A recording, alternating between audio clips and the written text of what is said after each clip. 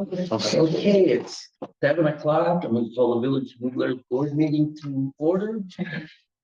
Please silence your cell phones during the meeting and look for the approval of the agenda. I move to approve the agenda. Second. All in favor, say aye. Aye. Opposed, motion carries. Public appearances and citizens' comments on items not listed on this agenda. Items will not be debated or acted upon at this meeting, but will be referred to the proper staff or committee if action is required. Please keep your comments to 3 minutes. Is there anyone who would like to speak? Okay, hearing none. Moving on to item 4, approval of the consent agenda. I move to approve the consent agenda. Second. Okay, we have a motion in the second. All in favor, say aye. Aye. Opposed? Can we go back to public appearances for one thing? Our crews were out and police much of the night with the storm. Thank you for what you do for us. Come hell or high water, in this case, high water. Thank you, Goff.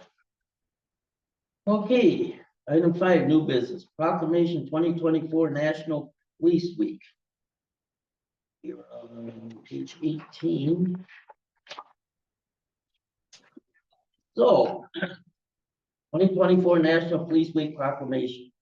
Whereas the Congress and the President of the United States have designated May 15th, 2024 as Peace Officers Memorial Day, and the week in which May 15th falls as National Police Week. And whereas the members of the law enforcement agency of the Village of New Glarus play an essential role in safeguarding the rights and freedoms of the Village of New Glarus, specifically Police Chief Jeff Sturdivant and all New Glarus Police Department officers and staff. And whereas it is important that all citizens know and understand the duties, responsibilities, hazards, and sacrifices of our law enforcement agency, and that the members of our law enforcement agency recognize their duty to serve the people by safeguarding life and property, by protecting them against violence and disorder, and by permitting the innocent against deception and the weak against oppression.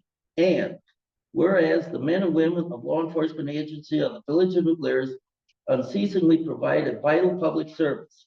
Now, therefore, I, Roger Trumpman, Village President of the Village of New Glarus Board of Trustees, will call upon the citizens of the Village of New Glarus and upon all patriotic, civic, and educational organizations to join in commemorating law enforcement officers, past and present, who by their faithful and loyal devotion to their responsibilities have rendered a dedicated service to their community, and in so doing, they have established for themselves an inevitable and enduring reputation for preserving the rights and securities of all citizens. Dated this 21st day of May 2024. Speech. Thank you. Thank you. Thank you. Thank you. Thanks. Okay, item D, consideration discussion application of land division by certified survey map, CSM 7760 and 7716 Valley View Road. This came before the Plan Commission and was approved at plan and gone to this board. Think you want to speak a little bit more? Yeah, so it went to ETZ, the Joint ETZ Commission, on May 15th, and they recommended to approve the CSM as presented with the following statement. And I'll read that just so everyone's on the same page. Per its finding that the conditions of granting exceptions specified in section 265-52B of village ordinances are met, the Joint ETZ Committee, and you would make that village board, grants an exception to the mature woodland identification / preservation requirements, an exception to section 265-17A6, which by reference to section 305-110 normally requires a 2-acre minimum lot size in the extraterritorial jurisdiction, provided that the applicant verifies that all parts of current well and septic systems serving Wittenbach House are entirely within Lot 1 area. These exceptions are granted due to negligible impact of the CSM on the village. Does everybody know where this is? On Valley View Road. Right up, Hmm? is it right up 69, Well, right?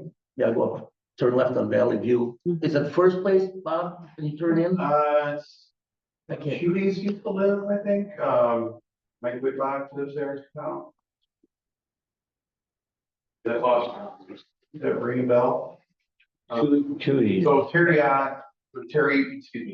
Road is part of this western part, and this is really. Terry is selling Mike Whitlock piece of his property, and Mike is taking his two existing parcels and kind of reconfiguring them a little bit. Okay.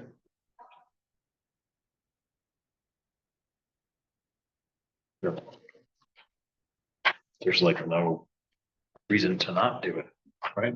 No, I mean, they, It's not really well, and the affecting. septic was all taken care of, so, yeah.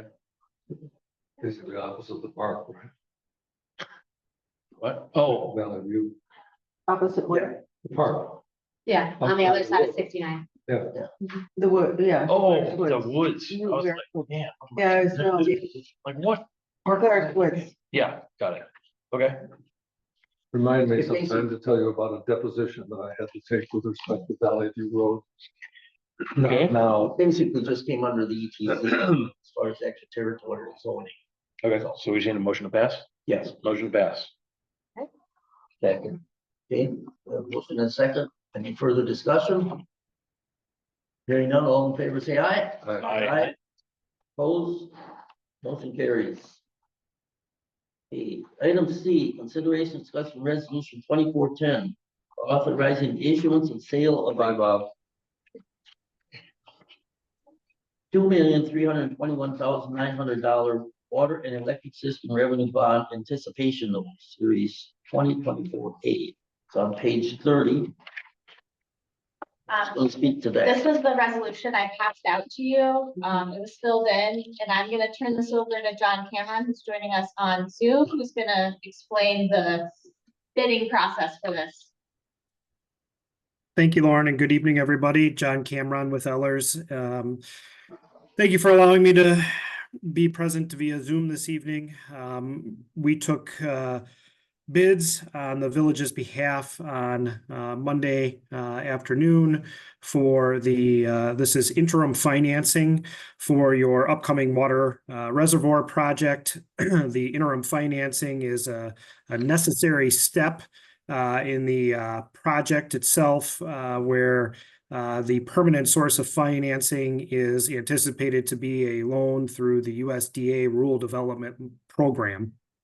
The USDA requires the municipality to take out interim financing, do the project. Once the project is completed or the interim funds are exhausted, the USDA will inspect the project and then release the permanent funds, in which case then the village will turn around and pay off the interim financing note.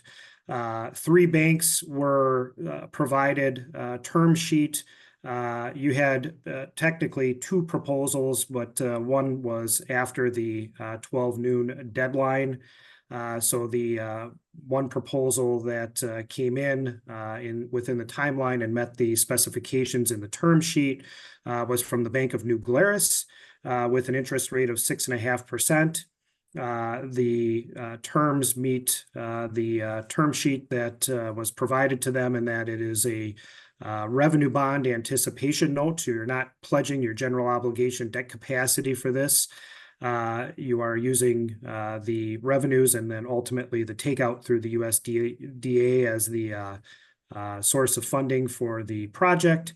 It allows the village to take the loan out on a draw basis, where you're not getting all the funds at once. You'll be drawing the funds as you go through construction and as you incur costs.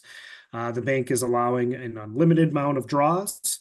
The bank also allows a prepayment feature really at any time, which is also advantageous because it allows maximum flexibility to the village as you're going through the construction project to be able to refinance really as you deem necessary and as the USDA comes in and releases the funds. So we would recommend approval with Bank of New Glarus.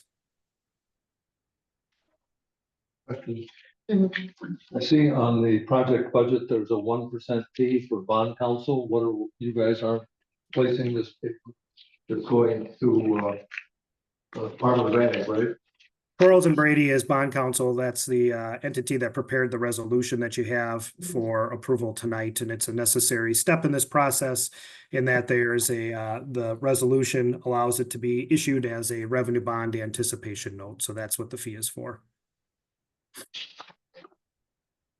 That's it? This costs $26,000? No, their fee is less than that. The other portion You of the got fee is bond our, counsel fee in here, 1%. Am I misreading this? bond counsel's fee is $10,000. Well, then what's the one that says bond counsel 26,000? No, bond counsel is 10,000, us at Ellers is 11,900.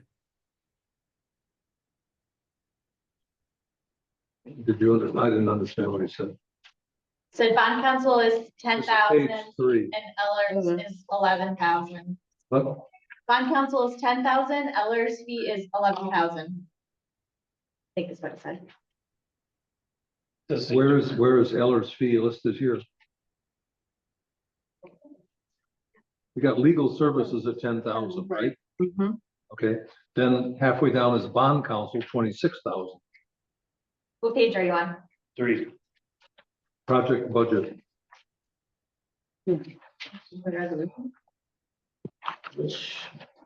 Are you in the main pack, the board packet? No, We're One on the second of the one. ones that was handed out. Handed out. says resolution number, etc.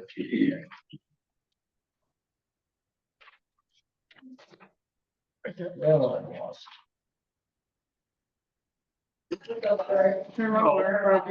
Oh, It's just.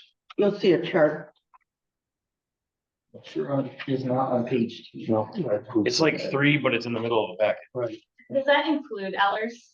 So Good if stuff. you're looking at the total project budget, that was Correct. So that was Town and Country's estimate when we put together the funding request of what closing costs would be on the loan, both the bond anticipation note, or however you did the interim financing, and the final revenue bonds that'll be issued when you get USDA financing. That was an estimate. So what I guess we're hearing from John is that the fee for Coral and Brady is 10,000 and theirs is 11,000. And then there's going to be some additional costs when you issue the final revenue bonds. That 26,000 was an estimate we put together before any of this. Well, started. the legal fee is separate. What's that? The legal fee is listed separate. Yeah, and those are just, those are line items that we budgeted certain amounts for engineering, legal, administrative costs. So I it's not understand saying- the cost of budgeting. I want to know what it's for. What am I getting for my $26,000? Cost for bond counsel. This isn't the exact Why cost. do they need bond counsel? It's Now, bond counsel is listed under legal services at $10,000. This is a separate entity.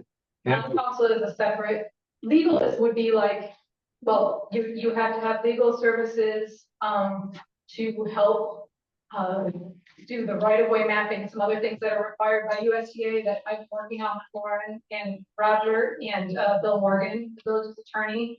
So that's for that work.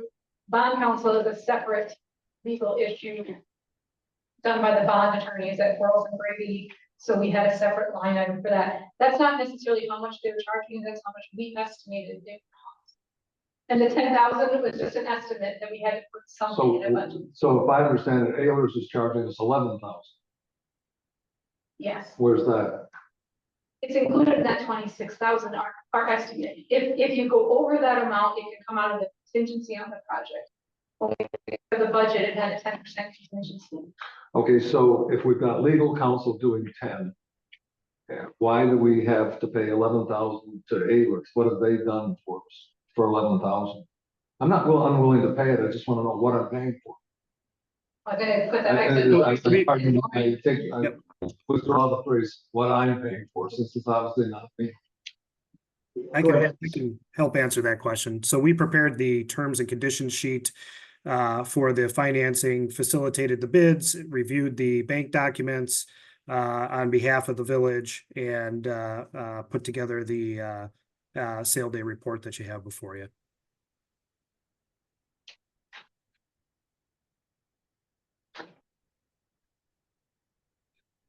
Um, And every time we do a bond, we have the same expenses. I'm going to not vote on this because Lauren says I have a conflict of interest. I disagree, but she says it is, so I'm not gonna vote. But I don't like it when you throw in big numbers like this, and particularly $11,000 to grant this when it's all boilerplate. I'm not. I understand, but somebody drew this budget up, and this is all boilerplate. This is hit enter and let it rip. And I just think this is a business that thrives on unreasonable fees for their business. I don't mind paying them when we get one done, when we get something done, or they buy the paper by that. But I do object when you're charging that kind of money for routine stuff. All I can speak about is my part of the budget. We have to give USDA something that shows approximately how the village is going to spend their funds on the project. Some things we don't know how much it's going to cost. We put in a number.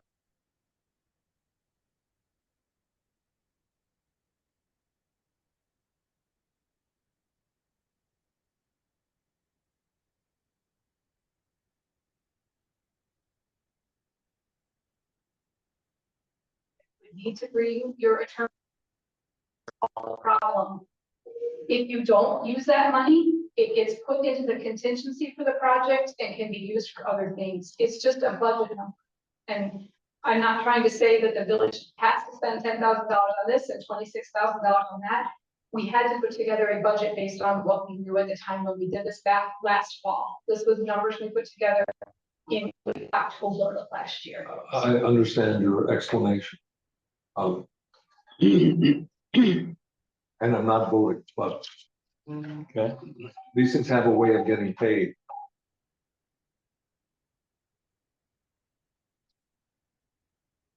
Does anybody have any questions? So So this is actually just an estimate. This is just a projection. Yes. I just want to be sure you're looking at the same. Oh, sorry. That's the budget that we gave to USDA when they obligated funds for. Okay. But if you total all these numbers up, Jesse, Mhm. it's $62,000.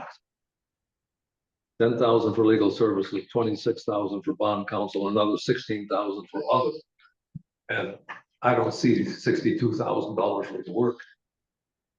Well, I think she's saying there might not be $62,000. It does say Fair estimated. enough, but the problem is, once these things are in here, guess how they end up, Getting we get a spent. bill and it's right up there close to the thing. And by then they're telling you, we can't do that. Mhm. Been this past 100. This is a business that thrives on round fees. I don't mind paying them when we're getting something. But in this case, it's all USDA money. You got a bank loan. That came just by writing to the three banks and asking for it. And I I don't just, see the value in this, but then I'm not voting, so. I'll just clarify, I mean, applying for the USDA loan is a very intensive process that requires a lot. It's not a cheap process. No, either. I So understand there's a that. lot that goes I into understand it, that. including all. If you fees. told me some of this was used to help you do the paperwork that goes with this, I'm in. It does, yes, absolutely. Okay, then maybe it ought to have a different description. We won't worry That's about actually, that. that's actually. Well, I know that. I mean, his Yeah. predecessor here said he wasn't going to apply for a USDA loan because it took up so much work. I know they're Mhm. bureaucratic pages and pages and pages that have to be filled. I understand that. So part of this, so our new explanation is this is to help you. Yes, right. Well, I'm And happy with that done explanation. an excellent job of helping us. I don't think we could have pulled this Okay. together at the time All that right. we did without them. I'm glad I brought it up and now I wish I hadn't. Well, Well, you had to so, find something. and also if there was a bill at the end that they used every penny on every single thing that they're talking about, then maybe there'd be some questions. I've interrupted the process, Mr. President. I'd No, like to stop interrupting the process. okay. Does any other members have any questions? That helped me. Okay. Is it possible, Lauren, that in the end, when we do come up with finalization, that this particular list be made So we can see where the money went. compare with what was estimated and what actual, so we can revisit Yeah. our discussion. That makes sense. Moving on. I'm going to approve the resolution authorizing the issuance of the $2,321,900 for the water and electrical system revenue bond series 2024A. Second, We have a motion and a second. Any further discussion? Hearing none, all in favor, say aye. aye. Opposed? Pass, Yep. not voting or whatever I am. Oh, I got Abstaining. So the motion carries 2, 4, 5. Take care. Okay, Thank you. Thank you. Okay, item D, consideration discussion water reservoir tank bids, contract 8, page 44.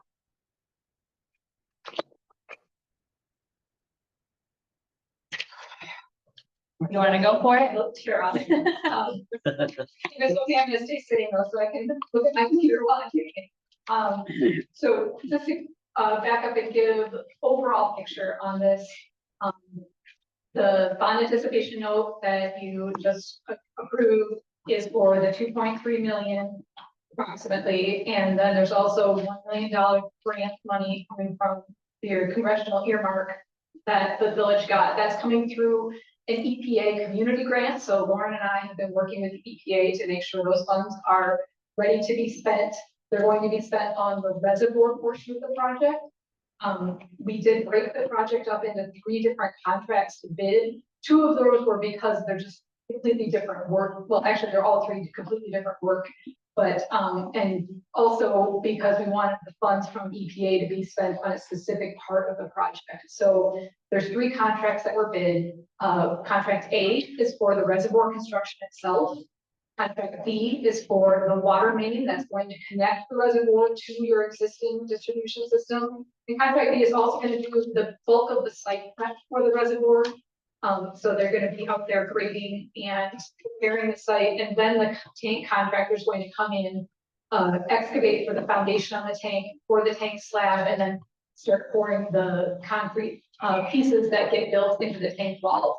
So this is a wire wound precast concrete tank, which means the tank's going to be assembled out of a series of concrete slabs that they're actually going to pour in place in beds on the site, stand those up. They're going to put a steel diaphragm around it, and then they are going to put shotcrete around it, wrap it with wire to tension it, put more shotcrete on it, and build up a protective layer around that wire. And then they're also going to pour concrete slabs and form a dome-shaped lid or roof on the reservoir. So that's what contract A is for, is building the tank itself. And we'll go over the bids for that. So we received bids from 2 contractors for building that tank. These are the 2 contractors that build this type of tank in this part of the country. So that's DN Tanks and Preload. DN Tanks bid was substantially lower than Preload's at 1.9 for the base bid and the supplemental bid. Supplemental bid items are things you may not use, but we put them in there in case they need to do some extra work that wasn't covered in the base bid. So those supplemental bid items may not be used. We also had a few additive bid items for the village to consider to get pricing on and to decide if you wanted to spend money on those things.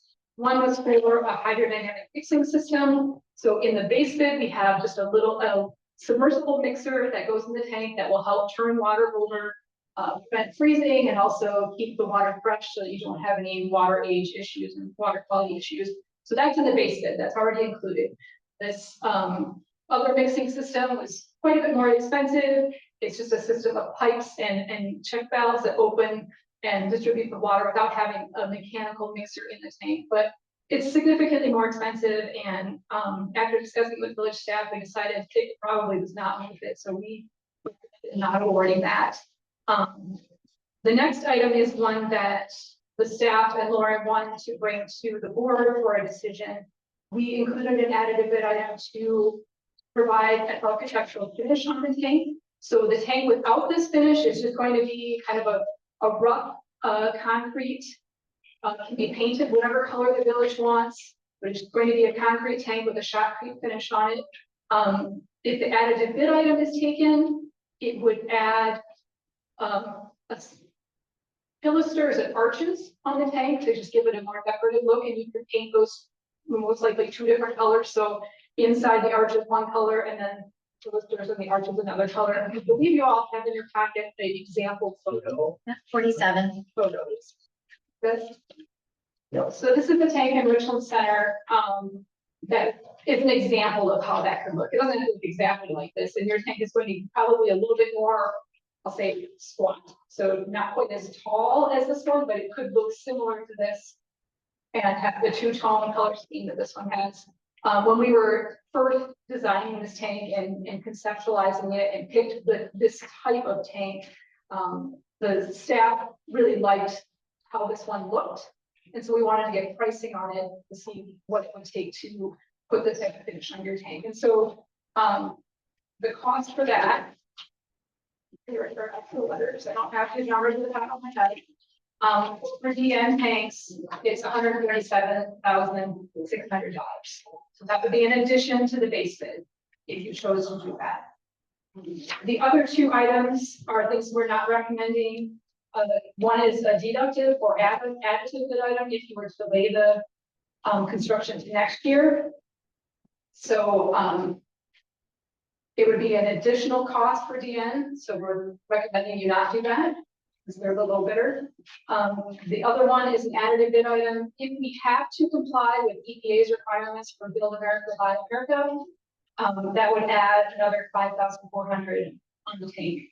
And when I said we've split the contracts somewhat strategically, one of the main reasons we did that was this Build America, Buy America would have applied to the whole project if we bid it together with the water main. We also had another contract that we bid for the SCADA improvements for the radios and communication system among all of the village's water sites, your wells, your existing reservoir, your new one. That's a separate contract, contract C. Most integrators can't meet the Buy America, Build America, Buy America requirements. It's too difficult right now. They're not able to do it. So we strategically split out just the tank portion and said, this is the part funded by EPA. And so hopefully you'll get a waiver and you won't need to spend that $5,400. But if you aren't able to get a waiver, then we'll have to add that into the contract.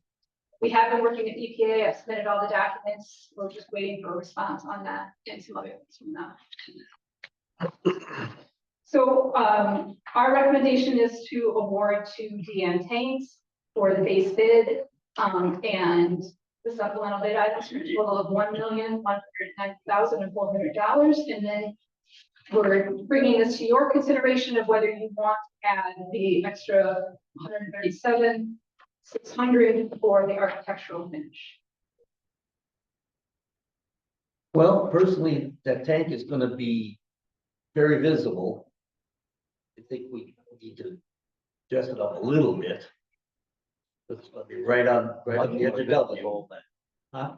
Much more visible than. the Yeah, the old one, nobody sees that. Only the people that live there. We're also discussing trying to hide it into the landscape, making it Yeah, more or- base colors. Right. We could paint arches on it. I mean, that looks- Yeah. Can I ask a quick question about the pump? The electric pump that's inside of this thing, is it hard to replace? The mixer, I actually don't know exactly how big it is, but it's just a thing like this that gets plopped down sits on the bottom of the tank. So if it fails, you can just pull right Just back pull up. it out. It's a patchwork power motor on it. It can run continuously, or you can turn it on a certain time of the year that you need it. They're pretty fail safe. Yes, if we need it. I think they're about 12. No, One that you can get from the hardware. no. These are the exact same motors we just put on the wastewater treatment plant, they're literally the motor's only like this big and the propeller on the bottom is only probably that big, but they're just a steel shaft that goes down, just Simple. This one's more of an enclosed, like a tube type thing that sucks the water in and pushes it back out, but it's also, pretty simple, like it doesn't, Yeah. I think they cost about $12,000 if you needed to replace one, but you should not need to replace it anytime soon. I was just wondering if there's a reason, if those fail, why you would go with this other system that you didn't recommend. That's why I was curious. Yeah, this other system is kind of cool, you know, it can, if basically the water comes up in the middle of the tank in the inlet outlet pipe, and then this would put it into a manifold that has these ductbills that allow the water out, and then it has check valves to let water in, so it just, whenever water's coming into the tank, it comes out of the ductbills. Yeah, I don't want anything to do with that. So. Sounds like 100 things to go wrong. Yeah, so this one, so that one doesn't have any, it doesn't take any energy. It just, I'll take the cheap pump motor. the cheap horsepower motor is Yeah. probably the way to go. So. I have two questions. Originally, will the tank be, I mean, I'm looking at this one here.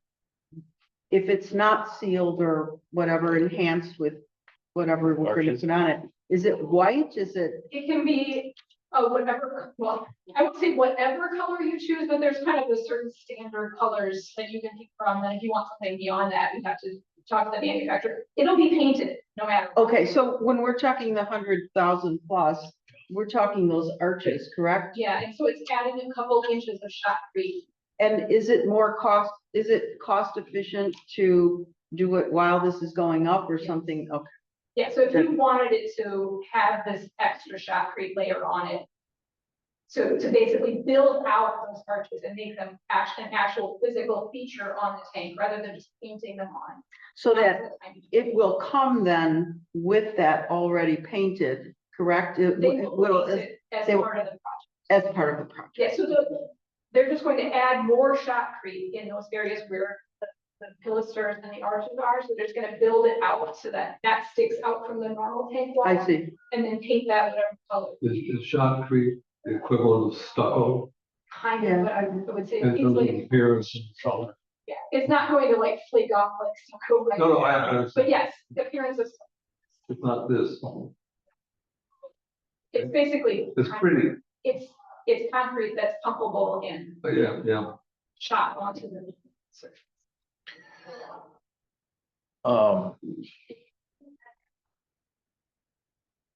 How many people want to spend the money for the arches? Besides I would Roger. be- Roger, I know you like them. It's fine. Well, the only reason I say that is because it's gonna be so visible, I totally get it. you know. It's gonna be there for a very long time too. Keep that in mind. But yeah, what is the longevity of a tank like this? You know, more than the life of the loan, which is 40 years. So if you take care of it, I mean, it's a concrete tank. I kind of figured that. Figured I'd ask. It's a lot of money. Unless we have an earthquake. Yeah, Larry? it's not, it's built to withstand the forces that you have here, wind, snow, whatever the Not an seismic earthquake. conditions are in this part of the country. But they're not that great. But if you plop it down in California, yes, it would have to be withstand an earthquake or maybe not. And I'm correct, we talked about it being more subtle than we did being out there and, right, just kind of The earth blend with the tones would be landscape. earth tone. Mhm. Regardless if we put the arches on or not, it'll be It an earth tone. just kind of We blend went with the, against the bright red and white. How much do you have in contingency in this? Yeah, so, with the 3 contracts that have been, and the engineering costs that we're bringing to you tonight and the other things that are in the budget, we're still within the amount of money that we originally requested from road development and your EPA grant. So the bids came in, we were expecting just under on both the reservoir and the water main. And the SCADA was about what we were expecting, so the contingency prior to bidding, we had 10% in the budget. Then when we bring in just the bid cost, we could reduce that contingency to 5%. And you'll carry that 5% contingency through the project. If you don't use it, you don't use it, you just end up borrowing less money. How do you feel about sitting on the decision for the shotcrete until we know? Or it doesn't happen that way, they gotta do it at the. Well, they have to know, I mean, they're going to build a tank and the shotcrete's the last thing to put on. but the contractor will want to know at some point. So you could potentially change order it on later. I don't know that they would be within their rights to charge you a different price, I think. Unless, I didn't discuss that. No, option. I just thought it's decorative It is decorative, and, and it doesn't need to, go on until the end. it looks good and that's a good thing.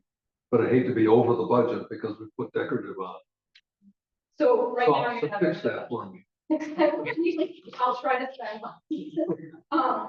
I think the other thing I should mention here is that we have the funds allocated with USDA rural development. So they told you you have $2.3 million waiting for you, and EPA says you have $1 million waiting for you. USDA does not allow you to execute contracts until we have some of their paperwork done. Yep. So we're looking furiously to get that all done. Just had Roger spend some more days tonight. So we don't have official approval from USDA to award these contracts. We can award them contingent on their future approval, which is what we're asking you to do tonight. You could hold off and not award anything. But what we'd like to do is give your contractors some assurance that the village is moving forward on this. And by giving them an award contingent on the funding, that would secure your place in their construction. Did I understand you say a couple of paragraphs ago, we could delete, Delete what? this from the project, The architectural finish? the shotcrete? You could not do the architectural. No, I understand that now. Can we put it in the contract now and then delete? I think so, yes. Where are you all, where are you all? If it lasts 40 years, it costs us $9.38 a day For 40 years, for 40 years. Yeah, For what? 40 years. for the for what? arches, It should last. yeah. For what? For the finish. Oh, for the life of the contract. Decorative. Like the contract. Okay, so if we had 1 day's worth. Okay, how many people want the arches right now? Like, I can go either way. I can too. Okay, Yeah, I can. doesn't matter. I think I'd go for it. going for it. I'd probably go against it, just try and help save funding. I know, it's really difficult. We should do a Swiss Should finish. we flip a coin? Cause I feel, when you paint these things, you can just paint them with anything you want, I mean, there's certain types of paint that have to be used. but I could do any color scheme I want. If you do anything other than just like one color, they're probably going to say that's more Yeah. because they assume with the architectural finish that you're doing two Oh, colors. you mean assuming they're painting them? I meant like, Oh, if you we could send be- Joe out there with some paint, Joe may charge you a lot, I don't know. Lauren, correct me if I'm wrong, though, but the guy that we hire that looks at our building, Our planner, I forget his name, Mark, Mark emphasized pretty hard at making it urban. Because, RG Houston's gonna start building $1 million houses up there, or $100,000, or, you know what I mean, $600,000 houses now. And you're gonna put a water tower up there, it looks like a piece of concrete. How many people are gonna wanna build here? Is the shotcrete, a color and we don't have to pay it? It has to be, You still have to pay it. you still, Okay, but what if you could leave it without paying, like stucco, right? yeah, you'd want to paint it though. I think Yeah, they okay. assume that you're putting some sort of, they want you to have some sort of coating. Protective coating. Swiss flag. so Joe, you think we should do that? I think we should put it, because it's gonna be sticking straight out in the middle. Okay. You I'm- think I'm- we should put the decorative, is that I what think you're? it's shot, because I did a bunch of research on this when I went to Arizona and everything like that. And I had very, very little seen concrete tanks that didn't have some kind of design on them for their residential areas. Okay, Okay. and that decision will be the board's decision or your, I mean, I don't want the colors to be hideous, like purple. Well, the yellow. colors, Okay, Okay, I think that probably comes at a later time, right? So the contractor will provide a color chart to choose from. I'm not picking. I'm gonna bring it here. Come on. Decision. To you all, and you'll get to pick it. That might take a few meetings. Jesse? so I'm for the arches, as long as that makes Joe happy. well, Joe, or if that's your, decision, Well, I'm like, just looking at it. you're I right. think you're right. I'm asking, You're right. you're right, I'm serious. No, I get it. I Yeah. think that's a, Cause it's gonna be bad to try to change it after. There's not much we can do after it's built, so. I would approve this, but I approved the last 2 million, so I don't want to have a reputation of wasting, spending money. But I would go vote for the architect. I move to approve the 137,000 for the architectural fee. That looks like So- page We're gonna need 47. The Shop bill, Street. yeah. Oh, the bids, we do the bids No, and yeah, that. which Contingent on USDA. Yes. Oh, this is the number. This right here. What page you We're on? gonna approve that on 45, that with this. You can just say Oh, DN tanks. approving DN tanks. DN tanks. with that. so I moved GN tanks Yep. with item B-5, which is the finish we were looking at.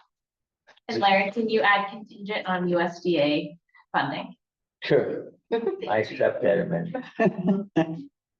Second. Okay, motion and second. Any further discussion? No. Hearing none. All in favor, say aye. Aye. Opposed? Motion carries. Okay, item E, consideration discussion of water reservoir connecting main and site preparation bids. Excuse me, contract B, page 48.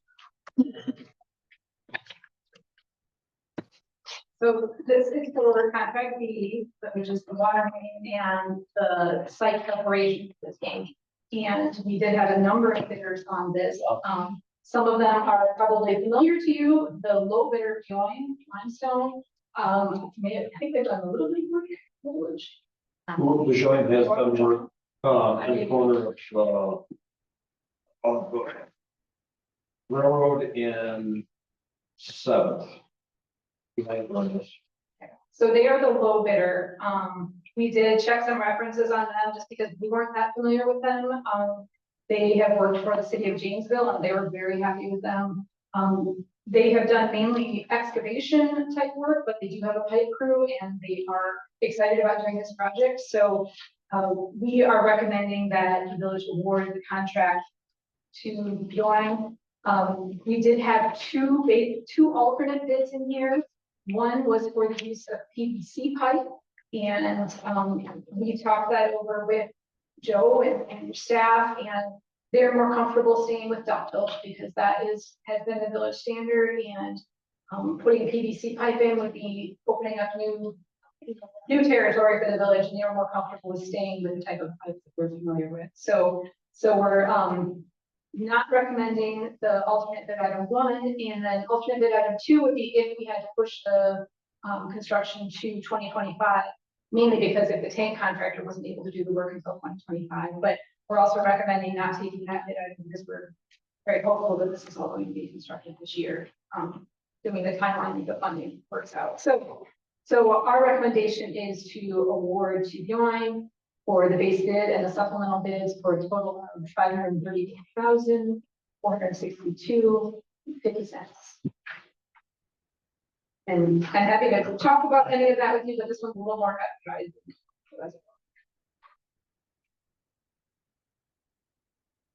Motion go.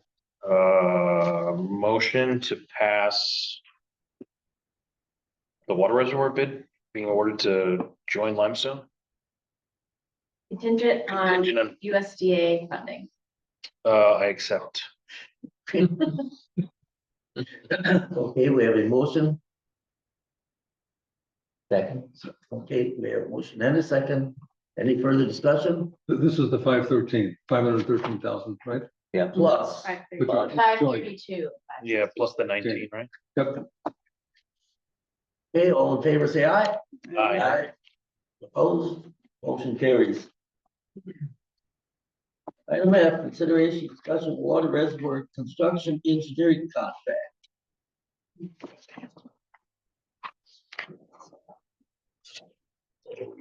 Lauren handed these out to you. It's not in here. It was handed out. It's a little one that's Lauren. Oh. Somebody have one? Yeah. You got one? Hey, Lauren, or whoever. Go for it. So this is an amendment to Town and Country's contract. We've come to you before and asked for some preliminary design money, and then once we were sure that the project was going ahead, came back with a final design contract. Also, in that final design, said that we were going to help with all the funding on a time and material basis. This amendment is for the construction administration and observation. Another word for that would be inspection, but we like to call it observation. We're observing what's happening on the site. So this would be for observing the water main installation, and that would be full-time inspection. That would be someone on site the whole time that water needs to be put in. For the tank, it would be more part-time observation. It would be, we have a person out here at critical points. Definitely whenever they're putting piping ground in the ground, when they're pouring, when they are at every step of the process, we have someone here probably a couple times a week, sometimes at more critical times, we have someone here full time. And then the rest of it would be the administrative part of it. So reviewing shop drawings from contractors, approving pay requests, bringing those to your board, doing the disbursement requests from the funding agencies, so both EPA and rural development have processes we have to go through to request their money. And then doing the final inspections, punch lists, walkthrough, close out with those agencies. And basically everything that's involved with the project, from beginning the first shovel of dirt to final closeout and completion of the project. So we are requesting an amendment to our engineering contract, and I gave my copy of it to you guys to sign, so I don't have the number in front of me. 217, yep, 1,000. So that is in addition to the previous contracts we have. And as always, with all of our work, we charge you for what we do. That doesn't mean you're going to get a bill for that amount of money. You're going to get a bill every month, itemized by what work was done and how much time we spent, and you'll be billed for that amount. If we don't spend how much we've estimated, you won't be billed for that. Does anyone have any questions about this?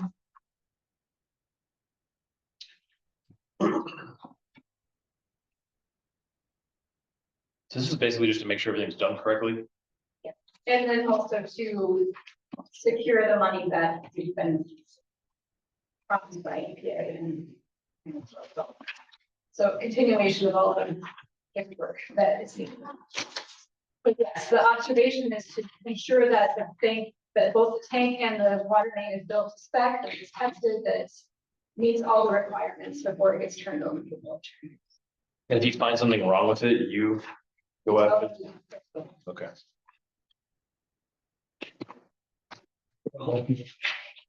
To approve the amendment to the owner engineering agreement, amendment number 2. Dated today. Is it contingent on EPA funding too? I don't think it is. I don't think it needs to. Okay. Sorry. In fact, we need this signed to be able to get rural development funding, so. Okay. Okay, we have a motion. Yeah. That's it. Second, all in favor, say aye. Aye. Opposed, motion carries. Okay. Okay, item G, consideration discussion flood insurance policy for Village Hall, Public Works Garage, and well number 3. This is a requirement, right? Yep. Yes. So moved. Second. Does everybody know what this is for? So if it floods, we get money. Huh? Yeah. Joe, you want to say something? I have a question. It's got our garage, it's got well 3, what about utility shop? Not part of the project, correct? Right next to It the. does say work garage, public. The skate, isn't it SCADA related? It had to be for the work that's, where they're paying for. So is it the utility shop, not the public works garage? Is that where the box Yes. is? Yes. Okay, we can get that fixed. So it should be Amended. You want me to amend to say that? It should be village hall and Utilities, garage. yeah, Yeah. and well 3. Yeah. You making Yeah. that amendment? We have a motion. Jesse, did you second already or who? Mike, did you second that? Sure, I'll second it. Okay, He's seconding the amendment, because we already had a second on the original motion. okay, I think it's a friendly amendment. Yeah. All right. okay. All in favor, say aye. Aye. Opposed, motion carries. Okay, consideration discussion 2023 financial audit. Here we go. Sure, Matt. Please, then you can kick when I say something you don't like. No, no kicking. Questions are always good. I'm handing that to you. Thank you. Thank you. Thank you. You want? We're to split. We already all said before, yeah. But either one's fine.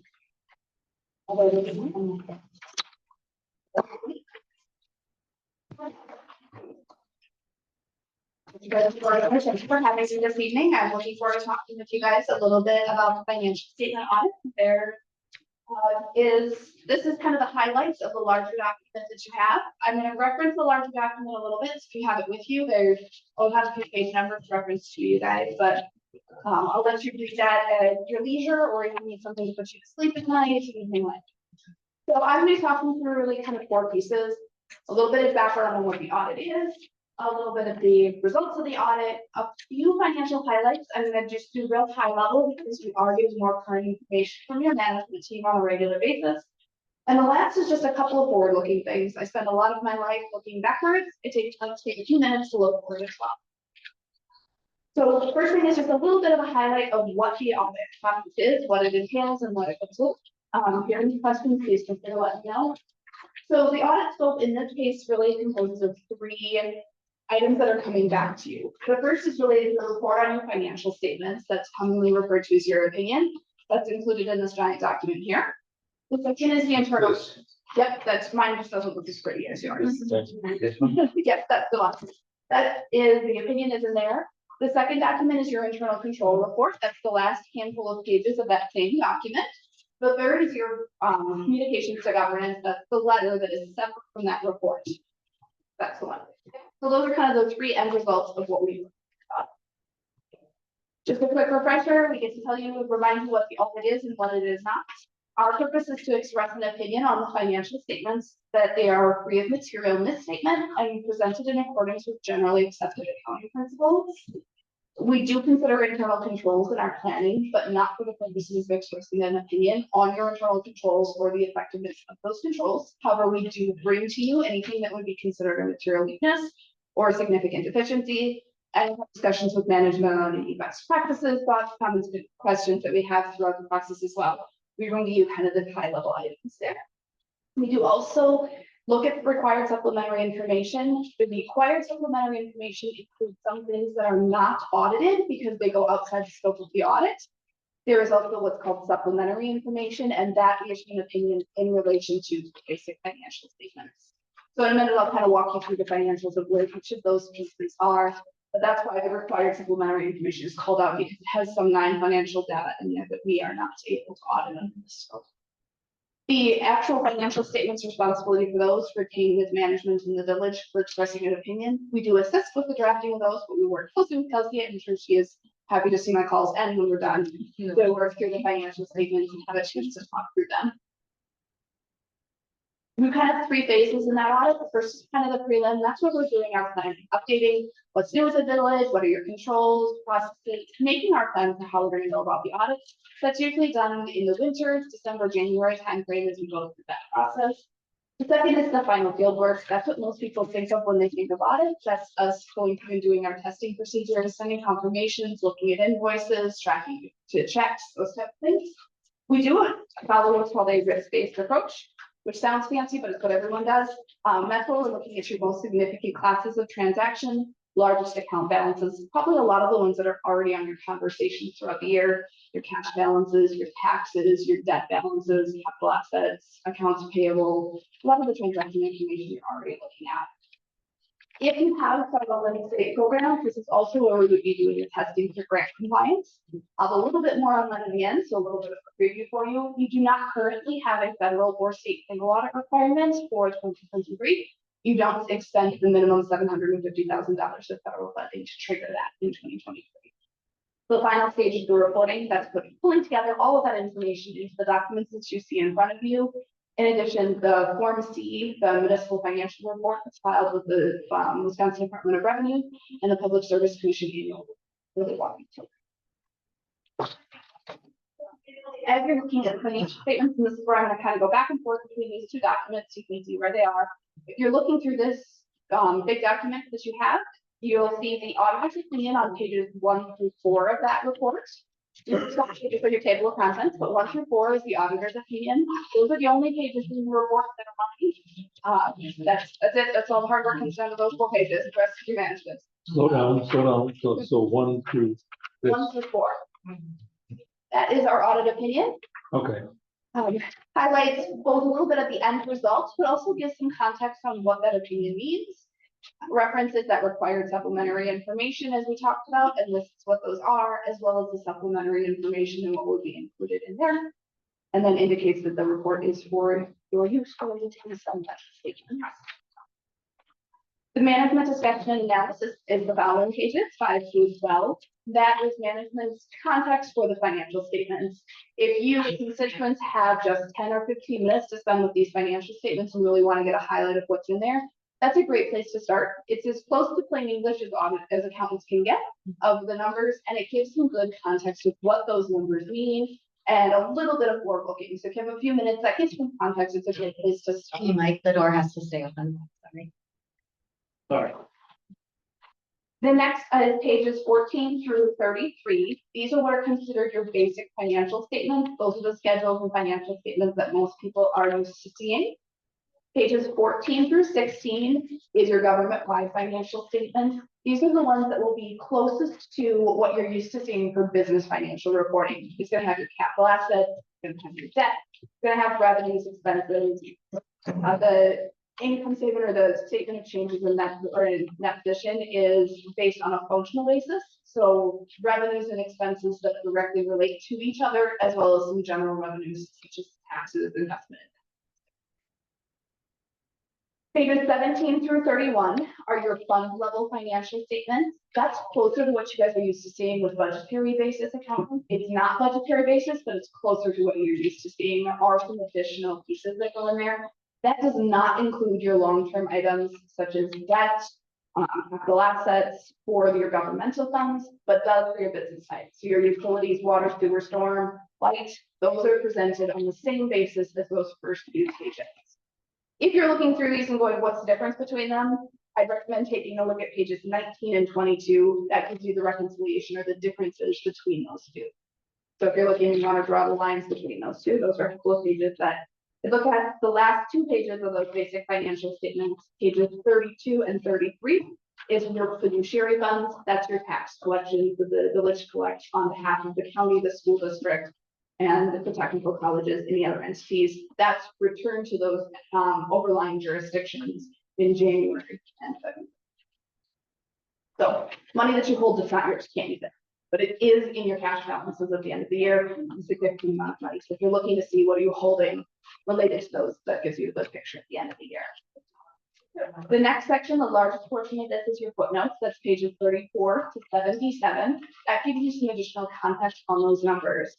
The first footnote, the statement of significant accounting policies, really gives you some context around each of those balances. How do we come up with those balances? How do you measure them? Some background and information. Got to get additional details on those. It also will touch on any new accounting policies or statements you have for us.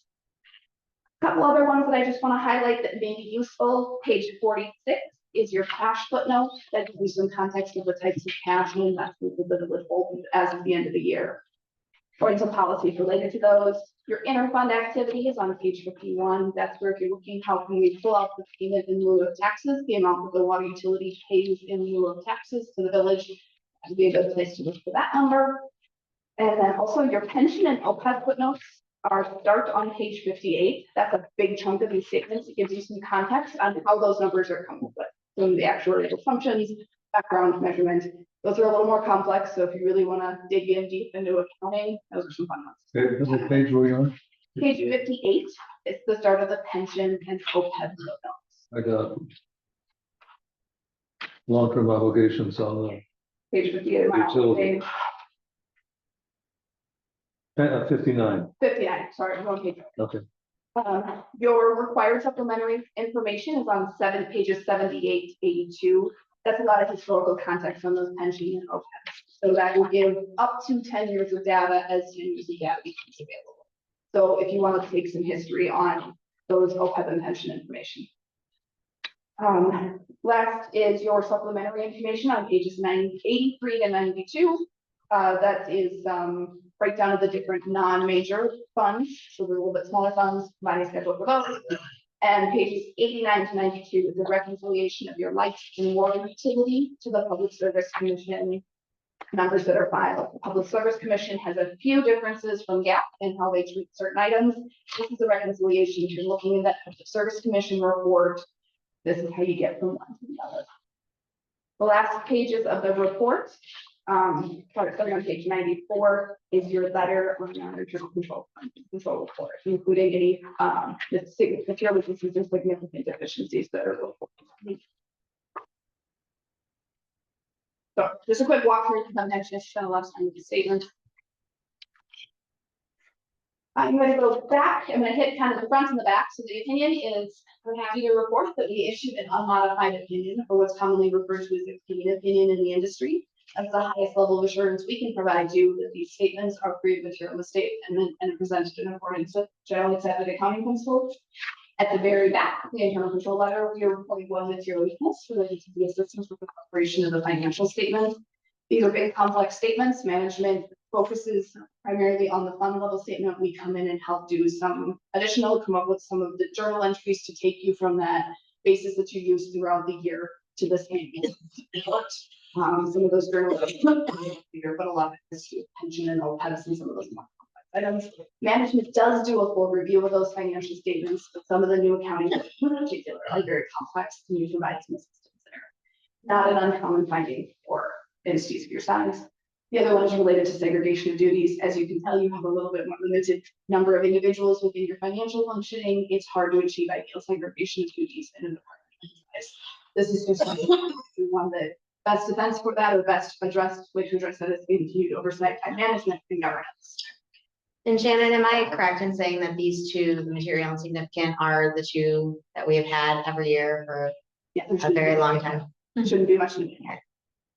So nothing new there. We did have a couple of entries that you'll see if you look through the governance report that we're letting you know about. With the amount of mountain volume of activities that you guys have at the end of the year and the timing of when some of those contractors send you their invoices, we had some adjustments related to making sure those end of year invoices get on there. And then related to some of the reporting with the loans that are in it. So getting those aligned and how they should be there. So if you're looking at those items, that would be a couple of things just to keep in mind. So we have no uncorrected misstatements, which means management agreed with any of our suggestions. And for this communication, this is where we get to tell you a lot of no's, not nothings, and that's great to hear from you. The more I see no, the happier we all are. So I have nothing to report related to disagreements with difficulties with management, no other matters, second opinions that management sought from other accountants. And we have one new standard, which is subscription-based information technology arrangements for SBITA. It's similar to the lease standard last year. It's leases in the virtual world. So it's your cloud-based accounting or cloud-based software account transactions. The accounting standards attempting to keep pace with industry trends in that front. You'll see management representations in there. These are things we asked management to represent to us in writing. Basically, they told us everything that they knew and could. And my last is my favorite part. I get to thank management for all of their hard work throughout the process. They worked very hard to keep the records in order to be able to respond to our requests and make us quickly so we can continue to work through that financial control. That takes us through the audit results. Just a couple of highlights and financial information. Couple of pictures, because sometimes it's easier to just take a step back and look at it from this perspective. This really is where are your revenues coming from and where are they going? You'll see your largest portion of revenues coming from taxes. Hopefully that's not a big surprise to anyone in this room. You also have your intergovernmental, that is grants and state aids. Your debt issuances is new debt draws in the year. And then your others are kind of the transfers between funds. That's primarily the payment of taxes from the utilities. On the right is what you're using your funds for: debt service, so paying off the debt, interest and principal, public safety, public works. Public works is a larger piece of the pie this year than in the past because that does include all of the construction projects that we're undertaking during the year. So that's kind of a little bigger than maybe you're seeing in the past. We're including contracts in there, in public works? Yes, that is primarily the contracts related to Okay. construction. Okay. Next is your general fund balance. This is what's left in the general fund at the end of the year. Your non-spendable, that is your pre-paid inventory, any items that you can't use to pay other debts. You have your minimum fund balance, and then your last portion is your unassigned. That is what's available for use, either for working capital, cash flow needs, or to address immediate rises. Give you a little bit more context. This is about 37% of your budgeted expenditures in the general fund. Just to give you a few ideas of where that stands. The Government Financial Officers Association recommends a minimum of 2 months. You have about 4.5 months worth of expenditures. They don't have a cap, that's their minimum, adjusted for anything that your municipality takes, cash flows. Overall liquidity, say it again. Sure. So your unassigned balance is about 37% of your general fund budgeted expenditures for the year, or about 4 months of budgeted expenditures. Okay, but what is the term unassigned mean? It means it's not otherwise spoken for. So you'll have 5 categories of fund balance that you could have. One is non-spendable, that represents non-cash assets, so prepaid. So in shorthand, we haven't spent it yet. Yep. That's what it means. Yep, unassigned is what's available for future planning. So with the minimum of 2 months, adjusted for any other indications, some rating agencies have that as high as maybe 35. So you say this is 3 to 4 months? This is about 4.4 months. Shannon, can I just interject and clarify that the unassigned also would include like sinking fund balances that we have within the general fund? So So that, currently, some of that money is segregated, not spent, but segregated. so to that, we add the 407. Yes, when it's purely on your unassigned, your minimum fund That's a balance. separate category. If you're looking at the financial statements, those 2 numbers are combined in your Okay. financial statements. Yep. It's not separate number. Some rating agencies have 35% of your budget is what the number they're looking for. They may or may not include these. We don't have the whole picture. Rating agencies are very protective of the formulas and percentages. So what we've seen some of that. So just as you're looking at that to give you some context of what does that balance mean and what can you look forward to. So a summary on your light and water and wastewater storm. As where you're changing that position, and you'll see light utility is run in the current year, had more expenditures and revenues than net loss, or negative change in that position. With a negative rate of return, you then all in process with the Public Service Commission for a rate case. That's an arduous process that takes some time, not fully reflected here. A lot of this is to do with that upgrade and system change that you're having. And that is reflected in our statements. We did make note that we are undergoing current rate cases. Yes, that was, Historically, nobody's gonna look back and hopefully say that we are mismanaging. but this context is really that you don't have CSP rate of returns for the wastewater and storm because those are not governed by the Public Service Commission. Those are fully reviewed. Well, you've got capital stuff in here, right? Capital contributions are grants for capital purposes. So the wastewater utility, that $688,000 that you see there was a grant. So I could care less about that. What's operating? I mean, I understand what you're doing, but what's operating? 1,000,004 minus 806? Yes, Okay.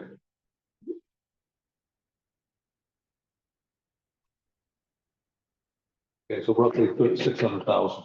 is, yep, roughly your operating wastewater Yeah, utility. okay. Just a couple of things, as we're now gonna move into current day and forward, a couple of things with the audit. This year, we do have new audit standards in effect, so if you're looking at some of the communications, they changed slightly, also with a little bit of additional lifting. In an attempt to keep with trends and standards, the new audit is focused heavily on the impacts of IT and IT risk controls. So some additional digging around the work that we had to do this year and that you management team to do. And then a couple of things, as we look forward into the future, there are 2 new government auditing standards coming into play in the next couple of years. One related to compensated absences, this is commonly sick time leave. This may result in some changes in your reported compensated absences or accrued compensated absence, long-term liability. Oh, which one are you? Oh, here, got it, okay. I think we're one more page forward. Upcoming GASB statements on that. And the other is certain risk disclosures that may change your footnotes, but that's not expected to change statements in the future. The other item I did want to take just a minute to highlight is with all of the activities that you have going on related to EPA grants and the USDA loan, this will probably trigger in 2024 or 2025, possibly both, a federal single audit, which is a grant compliance audit, which will require testing and work on our side, additional reporting, and some additional reporting up to the federal government through what's called data collection. Wanted to bring that up now as you guys are thinking about it, because it does require some of that testing. So make sure you keep all of your work. This is kind of like going back to middle school math. Even if you get the right answer, if you didn't show your work, you only get half credit. Which accountants pay for it? That will be the water utility. This, Yes. That's the. It will be part of the USDA loan. Is that accurate? That we can pay for this audit from the loan? We do have. okay, so no cost is in. Correct, yeah, theoretically, yes. Yep. Okay. So that is, those are eligible under both grant and loan proceeds to be able to pay for that. Just wanted to give you guys a heads up, that is going to be some additional tracking by your management team. There are some resources we can provide if you guys want to look at what are those testing procedures going to look like. That's publicly available information. They tell us exactly what to test and when to test and how to test it. So they're very specific in that front. We can pass that on. My best suggestion is keep everything, because we're going to dig around in everything and make sure that you're tracking how you choose your vendors. That's one of the areas we see frequent challenges for people who haven't had a lot of single audits, is keeping track of how you've selected your vendors. And make sure that you're checking that they're not suspended in the bar with the federal government. And Kelsey, we can talk more about how you do that. Great. But I wanted to get that out for you guys, as you're thinking about that, or if you feel like their management is really pulling you through the ranks on picking vendors for this, it's to comply with these federal requirements. You have a little bit of it with the Build American, Buy American, as part of what will be looked at. So you just spend more time. Great. If you have any questions tonight, in the future, as you're going through these reports, or just to talk at county, please feel free to reach out to me. I'm always happy to chat about county living if you wants to. Oh, no. Sure. How can I help you? Well, so the first couple here are just whining. Sure. Whining, but above that is, this is a really important document for us. And what I'm trying to do with some of these questions is figure out how we can make this support this, because this is what we use every day. And I have a lot of difficulty making that idling and all kinds of stuff. So if you don't mind, if I might just illustrate that. Sure. But back to the heading of whining. So down here, this is in your thing, it says we're banking at UB&T. They're all we're 3 banks from that.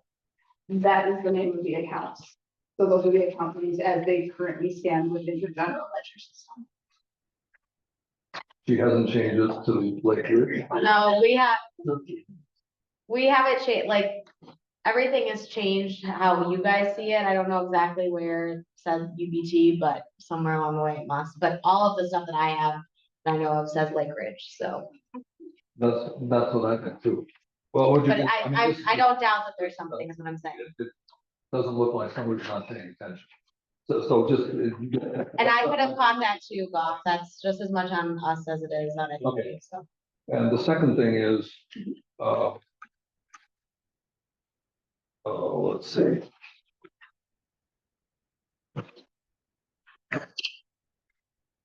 Under your representations here, Mhm. I come from the banking industry. I'm used to putting tons of documents in front of customers that they never read and asking them to sign. This looks like one of those.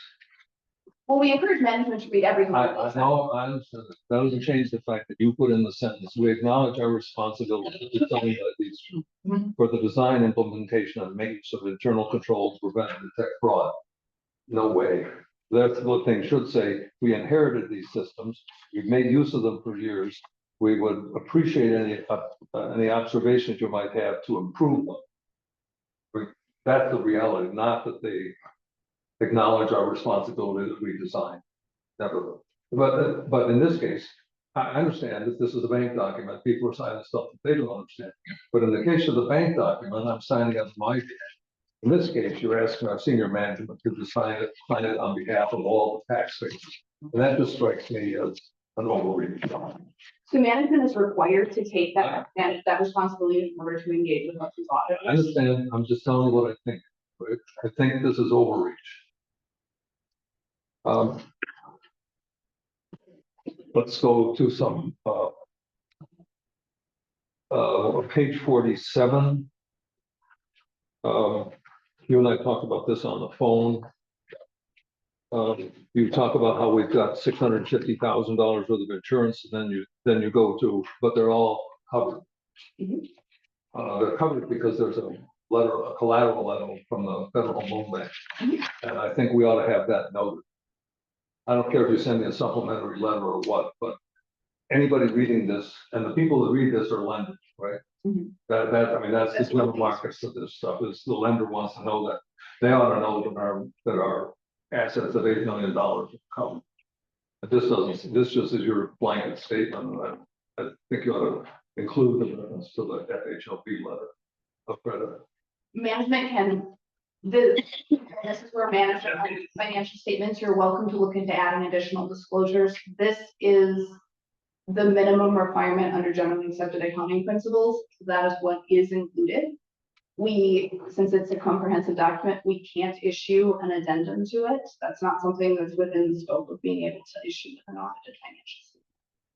If you want to reissue the financial statements, that's generally only done for material misstatements within the financial statements. Would you make a note to make sure this doesn't happen again? We can talk with management to see if they'd like to include. We have it noted for next year. So noted.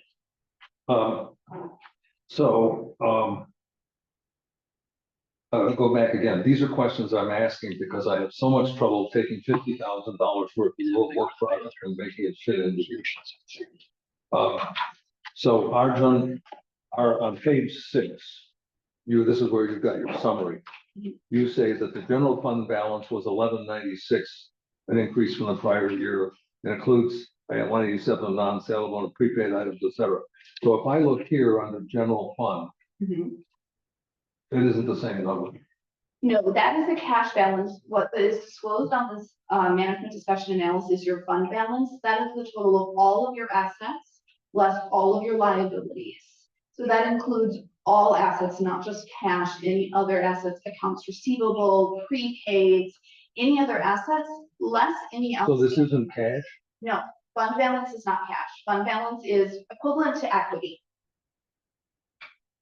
So if you were looking back at your business type statements, that would be equivalent to the stockholders' equity or the equity reported in a financial statement. That's interesting. It's called net position in governments because there aren't stockholders. Okay, on page 17, you referenced the general fund, and there you got cash. Yes, So that's the cash. cash and investments, yes. Okay, so this balance here of 1196 is not cash. No, that's the fund balance at the bottom of that same page that you're looking at on 17. You look down second line from the bottom. That's your total fund balance or what would be equated to stockholders. Okay, so the fund is this one here. Okay. Do you know, this fund says surplus for us Mhm. which from my background is a defined term. When I talk to you, it doesn't seem to have a fixed definition. And in this case, we've got TIF money marked into there, and we haven't got that identified. Your tip money is all held in a separate fund. No, it's not, it's right there. In your financial statements, your tip funds are in a separate fund. Yep, they are. So if But you, they're not on the work that I look at. That's my point. Well, they are, What I'm asking you to do here, let me just tell a couple of others. Oh, by the way, the page 24, I thought was a very important page. It shows how we're doing department by department. That's really a big help. That's the kind of thing I'm looking for with this. We'll get back to to this definition in a minute. So on page 46, you list, you show 8.6 as petty cash and deposits with financial institutions, 8,674,000. On December 31st, we show 8,629,000. Why do you show 50,000 more? the remaining amount is what's in your cash clearing fund, that's primarily credit card transactions that have not yet been deposited in the bank, which are treated as deposits in transit or a reconciling item. Primarily What's that show utility anywhere? payments. It is part of cash and cash equivalents as presented on your financial But statement. you don't identify such. It's cash and cash equivalents. It is considered a portion of cash, the same as a deposit in transit or an outstanding check as a reconciling item. So there's $50,000 worth of, at the end of the year. About 40,000, there's a Yeah. small amount of petty cash that is not included on the schedule that you receive because it's not bank account balance.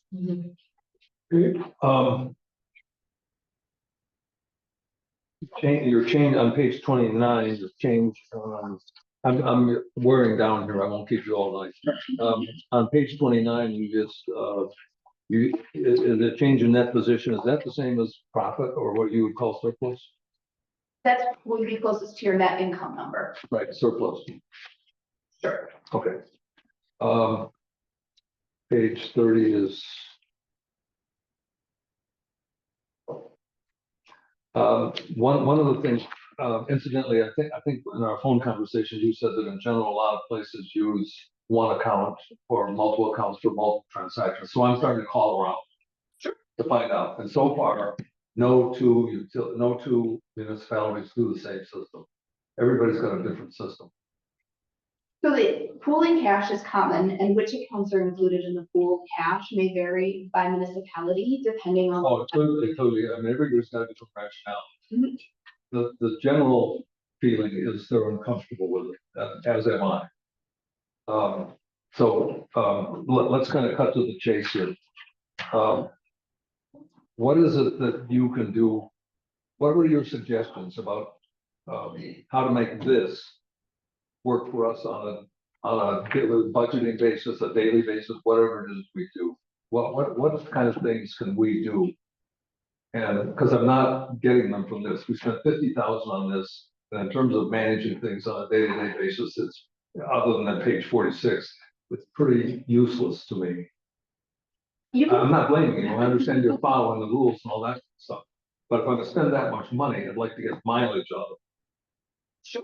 I think the primary users of these financial statements are going to be external users. As you're looking at your internal balances, as far as how to structure that so that it works for a budgetary basis, it's a lot of determining what are your priorities as a management team and as a governance structure of what information you're looking for. And how you have it set up right now, some people find this to be a useful method. Some people prefer to break up their utilities to have separate bank accounts, and then they'll actually cut checks back and forth between the different utilities and the municipality. Yeah, I understand all that, but what can Clifton Gunderson, that you can tell, you can date me, and I've told you how long since I've used them. What can you guys do? See, down here is somebody who inherited a bunch of systems. Mhm. In comes the guy from the private sector who is dangerous because he doesn't know the rules, Mhm. right? So what I'm trying to do is find a way that we can make this work better for us. Ultimately, that it means you have less running around with you because this thing is more reflective of where you're going. Most of it's just labeling and commingling and stuff like that. but it ain't done overnight, What he said, us. it's the kind of thing that would, just for example, You, I thought that since surplus, the way I define surplus, I thought we were doing budgetary process and we transferred 58,000 surplus. That was a drop in the bucket, I voted for it. Now I find out that 1.2 million or something like that is tip money. I got a whole different definition of what we have in surplus, right? And that changes my thinking about whether or not we should make that switch, whether we should augment our budget. Fortunately, for most of our departments that are having expenditures in excess of what we budgeted, we're covered by interest right now. And we're just earning a boatload of money on interest. But, you know, that wasn't there 2 years ago, and I'm always worried about the day it goes away, and now we're sitting there with expenses. So, you want to think about the question, what can Clifton Dunderson do to help us manage these day-to-day issues and make this report valuable to us rather than just a bookend? We absolutely can. Spend 50 grand on a bookend. We- I know you work hard to make it right. I understand that. We can absolutely talk about the options. However, what is under the audit purposes, this is what the audit is paying for. So we are welcome to have some discussions about this and how we can help you understand that and how that relates to the structures that you have. But as far as what else we can do to make this more manageable for you, that is something that we're going to have a further discussion about, because that's not covered under the scope of the audit. The work that we do. You said that before and I accept that. Mhm. I mean, we're asking you to do something else. Sure, we can absolutely talk about what that is. There are lots of options we can. Everything from a very formal assessment to having our people come in and say, what are you currently doing? What are your structures? And here are some structures and formats that we can suggest that may help using your existing account structure. Are there ways to restructure your account structure so it gives your management team more readily available information to answer those questions for you, to developing a. The director is going to make the job easier. Yep, we absolutely can do that, and we can talk about what that looks like, but that might be a scoping discussion to have and bring back with what it is we're looking for. Normally, our start with that is you give us a wish list of what are you looking for. Okay. So if Kelsey can tell me what you want, we would make your life easier, and we'll talk about how we can help make that happen. And then we have the $50,000 question of how much it costs, because budget is a key. I find you should consideration. mention that as a $50,000 question. And I will say too, just for the board's reassurance, whenever there is major entries done, accounts created, all of our bonds, all of our borrowing, our auditors are contacted throughout the year. We are not wild westing this 99% of the year and then turning it over. I mean, it's a very much involved relationship.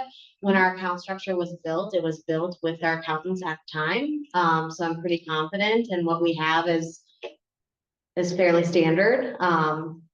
But yeah, always open to looking to. I remember talking to John Wright. He said when he came into the township, he had software that was just driving him nuts. And he flipped over to a new software system, which changed how he had to do things, but basically made his job a lot easier. Yeah, town accounting is 1,000 times easier than Yeah. municipal. I mean, town can literally just record cash coming in and record expenses going out, and that's that.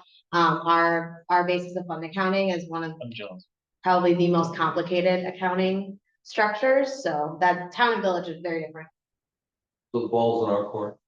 Yes, like I said, we're happy to help in any way that we can, but I do want to be cognizant of your budget needs and what you guys have going on, and make sure that anytime we're using of your management team is effective and efficient. But yeah, Kelsey and I talk throughout the year on a regular basis. She's not shy to ask. We're happy to help have those conversations. Those occur throughout the year. We're happy to talk with the board if they have questions throughout the year. We can try to help. But if we're talking about how do we help you guys build, maybe it's talking about how do we work at building a monthly or quarterly report that Kelsey can easily populate. She gives us a lot of that stuff. Yeah, so we find something that fills her needs. What are the things, information that you're looking for, and how can she build or how can we help her build a quick and efficient way to generate that information that'll answer the questions that governance has on a regular basis without adding more time to Kelsey's already very full plate. Last question. Mhm. We have transferred all the retirement funds to the Wisconsin retirement plan, right? We don't have any accrued stuff that we are obligated, which we haven't paid.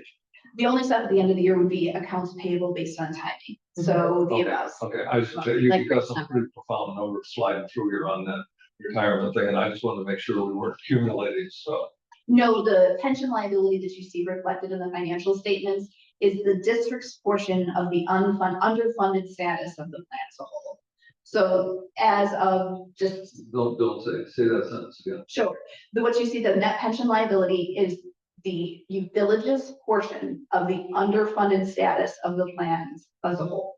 So Wisconsin retirement system oscillates normally from about 98% funded to about 103% funded. Oh, okay.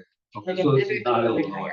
No, no. The Wisconsin retirement system, Yeah. fluctuates around 100% funded. That's why some years you'll see a net pension assets and some years you'll see a net pension liability. Because it flips depending on, Stock market, it's a. yeah, returns and the experiences they have, what kind of payments they have to make in any given year. So you just, this year, it was in a liability position as opposed to an asset position for the prior two. I'm done. We need a motion to accept the audit. I accept the audit. Motion to accept the audit, sorry. Pleasure. Doc, you seconded? You seconded? Yeah. Okay. Okay, all in favor, say aye. Aye. Thank you, Shannon. Thanks, Thank you Shannon. very much. I figured out most key. So the pilot is the payment and loan taxes. We have two pilot payments. Yeah. Okay. Loan taxes. One from utility, one from utility and one from the Blair's home. Item I, consideration of discuss landfill waste management contracts on page 57. Lauren, will you speak on this? So Kelsey put together a very helpful spreadsheet. But let me back up a little bit. So the village utilizes the Greene County landfill for, we haul all of our waste and some of our recycling. Depends on the area. Depends on the carrier. Yeah. To the Greene County landfill. They charge us for that, in addition to what Pelletier charges us.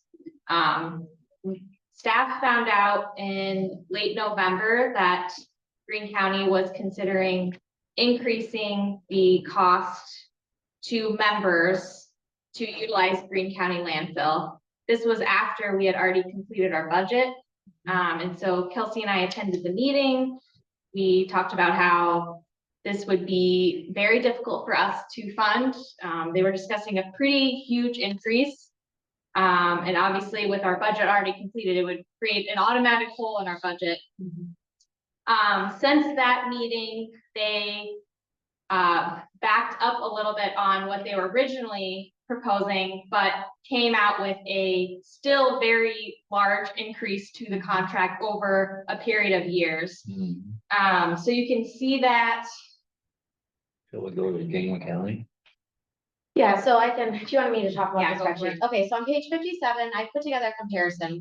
Pelletier is our hauler. So Pelletier in this instance is the constant. They would be our hauler, whether we stick with our current agreement with Greene County, staying members there, hauling our trash there, or they would be our hauler and we would haul to Dane County. So they did a comprehensive proposal for us on what it would cost. The price is inclusive of tipping fees at Dane County. So what we would essentially pay Pelletier for what we are paying the Greene County landfill for now and Pelletier. The only additional expense that we would pay Greene County landfill for if we became non-members is when we signed on to be members way back when, we agreed that if we ever pulled out, we would pay a closed site fee, which based on estimates we got was about $15,000 a year. And that is, you have to pay it whether you are a member here or not a member here. So that is factored into the spreadsheet. I will add the only costs that are not reflected in here are costs that will be the same regardless of what you choose. So that would be fuel, that would be spring cleanup, relatively the same, and compost. So I did 3 different scenarios and then 1A, 1B, 2A, 2B, etc. 1A is what our actual cost was for March of 24 with Greene County taking our trash and Pelletier hauling. Scenario B is what it would have been if we would be with Dane County and Pelletier. And then I also put together what the total year savings if we would have been with Dane County and Pelletier since January. The savings for 2024 are minimal, about $1,000. The big differences are when you get into scenarios 2A, 2B, 3A, 3B. In 2025, our total year savings, if we switch to going to Dane County, pull out of membership at Greene County, still pay that closed site fee that is still factored in, is about $32,500. The biggest cost savings comes in 2026 when the landfill fee increases are at 100%. We would be saving about $62,000. To put this in a little bit of background or perspective, these numbers of landfill from Greene County, we got directly from Greene County. They're based on 2023 estimates, so how much trash was hauled in 23. And the other thing I do want to note, and I know Lauren highlighted it, we spent $39,000 in 2023 to the landfill. That was our actual cost for the year. We budgeted last year $41,653. That, you know, I did an equation that it allowed for a little bit of an increase. But historically that 37 to 40,000, it really depended on spring cleanup was kind of the hitch. So 41 was pretty safe. So when we got notified in November of these new numbers, our 2024 number, if we stay with Greene County for the full year, which contractually we have to stay with them through the end of August, we're going to be spending about $61,000, and that's already $20,000 more. So we already have a $20,000 hole in our budget that is going to have to be covered by something. So that's, I think, a major piece of information. Our Greene County landfill contract auto renewed in September of last year. And then this information was presented to us. I think discussions kind of started at the end of September on their side, and we got invited to attend that meeting in November. So that's what the spreadsheet So we have Matt Kaufman here from landfill. Matt, I'd like to. Hello, so just to kind of give you an update on like where the cost came from. So I've been at the landfill now for 2 years. And so when I originally came in, I was looking for funding, right? So like, hey, where's our asset, capital asset list? And like, where's the plan for this funding? Looking at our funding, it was minimal, right? So we basically only take gate rate as our primary source of income. And it was like, we're living broke, right? So we're just living paycheck to paycheck, literally money in, money out. So I was like, how is this possible?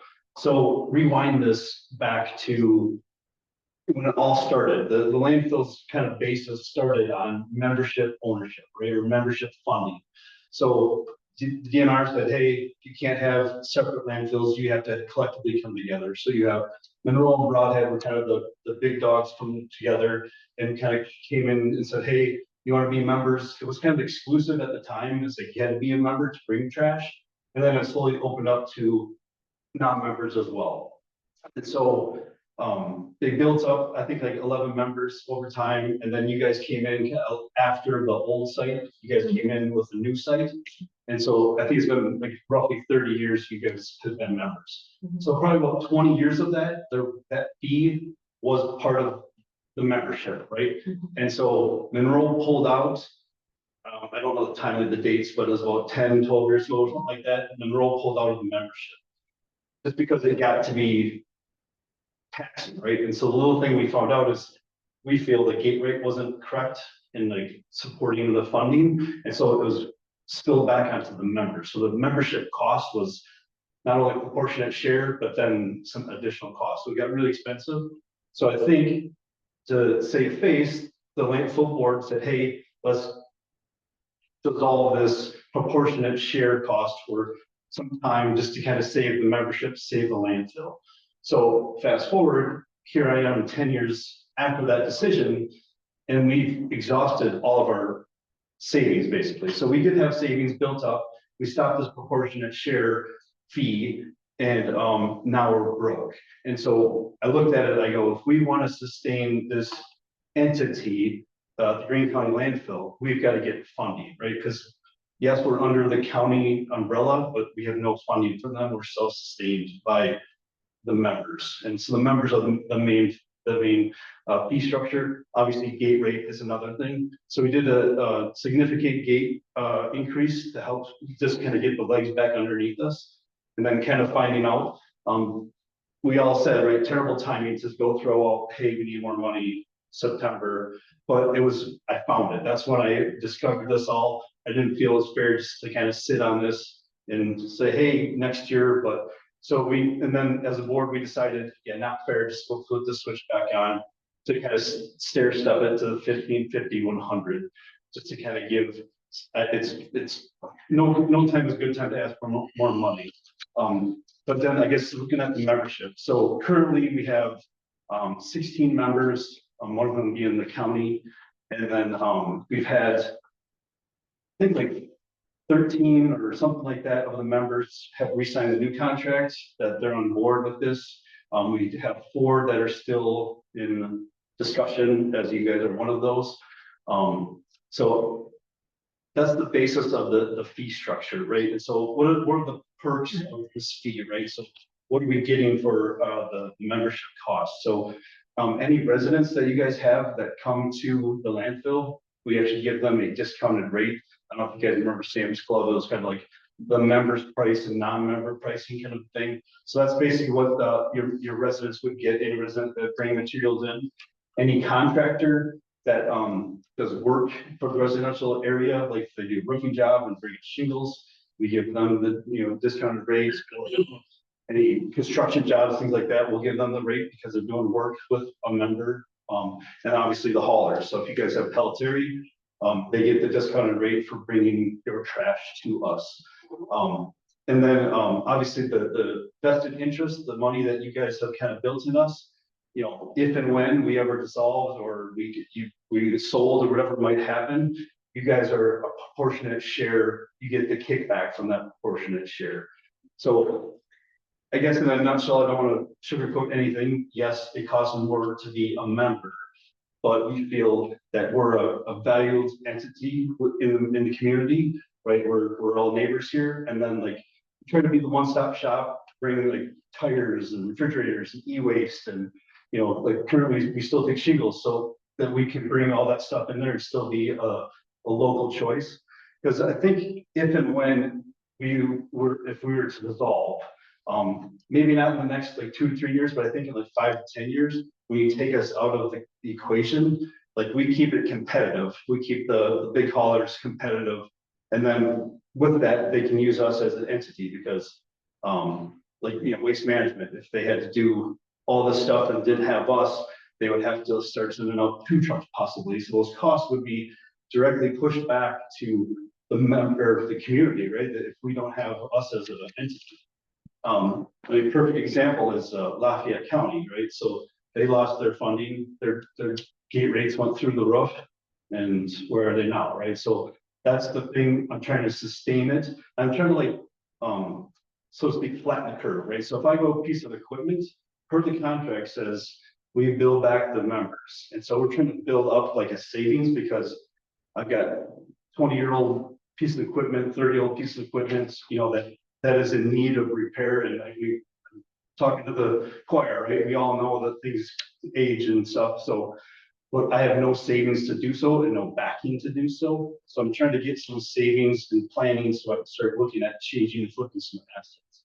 I guess kind of all I have. Any questions that you guys have or anything about what I said?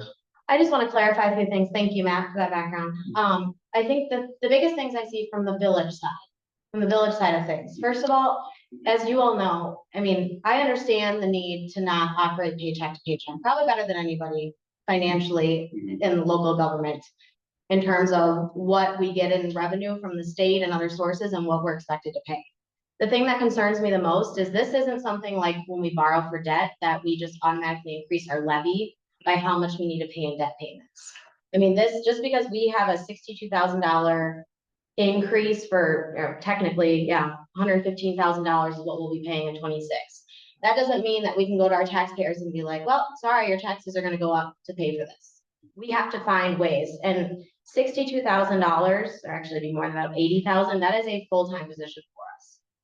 And I am not exaggerating when I say it will require real discussions about cutting services and cutting positions. There is no magical formula to come up with that money. The other thing that concerns me is that, as Goff mentioned during our audit presentation, we are making a lot of money on interest right now. A lot, and it's a revenue source for the village. And I know as part of the contract with the landfill that we are aware that if a piece of equipment at the landfill needs to be replaced, as a member, we would be responsible for our proportionate share. And whether that means we take it out of our savings, out of, you know, the extra money that we have in surplus, or we take a loan out for it, we know that we're responsible for that. I would rather hold on to the village's own money, make interest on it. If the landfill needs it for a piece of equipment, then we need to pay it. That's part of our agreement. But it seems almost like cutting both of our hands off by we're increasing all these fees and they're just gonna be holding this money in case they have to replace something, which I understand that. And I think if we didn't have the contract in place, I would understand the need to do that. But our contract clearly states that members are responsible for repair costs. So I think, you know, taking away that revenue source of interest on our savings and giving it to the landfill is concerning to me. I also, you know, think that we have a viable option. I mean, we are on the farthest side of Greene County. It's about a 10-minute farther drive to the Dane County landfill than it is to the Greene County landfill for us, for residents here in the village. So while maybe somebody like Broadhead or Monroe, you know, this would be quite a distance to go to Dane County. Locationally, geographically, that benefits us that we're close to Dane County, which I think is why we're seeing some of the cost savings that Pelletieri introduced. So I got a couple Yeah. of things that I came up with. The other thing is, so I have an agreement as well with Pelletieri, and so let's just say you guys do bow out. I might be having a different conversation with Pelletieri because they're contracted with me to bring set percentage of Greene County materials to me. And so I don't know if that would do anything for your pricing, right? So if they still brought it to us, obviously we still take it, right? So there's not even that. So even if you did still go with Pelletieri, become non-members, we can still be a viable option for you. Yeah, So and I actually checked on that. I reached out to Pelletieri directly, actually to Danielle, who's one of the owners, and asked if they would be breaking contract by doing this. And they told us they would never put a proposal on the table that would break any contract they have. They also assured us that if it was a Pelletieri problem, it's a Pelletieri problem. These rates that we would sign on for, if they would, because she said, you know, logistically one day, if we had to go to Greene County, we would not see extra cost for that. And that has happened before on the flip side. There's been days where they've taken our stuff to Dane County and they just charge us what the Dane County rate would be. Or what the Greene County rate would be, I'm sorry. So we're not seeing that extra cost depending on where they take it. So the one caveat, and I think Lauren mentioned it in the notes, is if you do agree to, you know, pull out of Greene County, the big thing to remember is we're paying that closed site fee, which is about $15,000. The other thing is that with these rates, it would mean a 7-year extension with Pelletieri. Staff level, we have no complaints with Pelletieri. They seem to do a good job for the village. I would say no complaints than we would have with any other hauler. So we feel comfortable doing that, but I want to make sure you are aware that that's what you're signing for. And we don't have to do the 7 years. Yeah, they have That's others. just That's how the we built cheapest in. rates. Yes, that is the best rates that's built into this table. So the savings would be a little less if you chose not to add on The closed site fee is 15,000 a year. per year. So whether we stay in Greene County or not, we're paying 15,000 That was a year. when we signed on to be members. That was part of the agreement, way back when, is that if you ever pull out, you have to pay this fee And how long do we have to pay that for? forever. That's a pretty good deal. for the upkeep and maintenance of the site. No, I get it. And then the other thing too, so with that proportionate share, we do have a cap on that, right? So the new contract is 750,000. So if we do hit that maximum, there's the rebates that would come at the end of the year. So, you know, we get whatever, 850,000 in that at the end of the year, 100,000 would be kicked back to the members.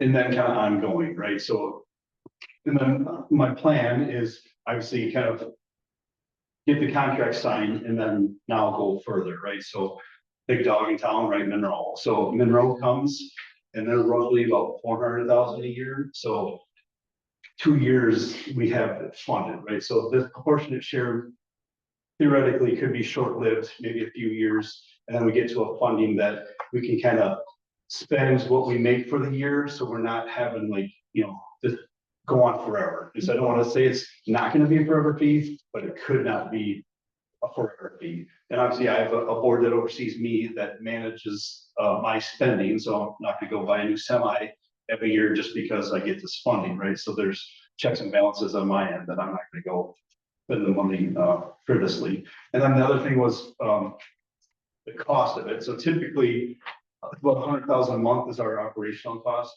And so obviously I try to do everything I can to try to manage that, bring it down, cut costs. I've done some clever things with the things I know in the business to cut costs.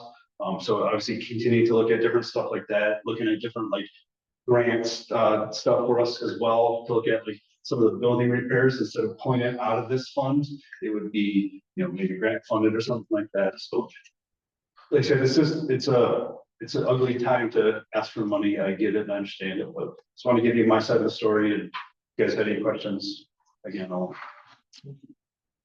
Thank you. I think we're good. Thanks, man.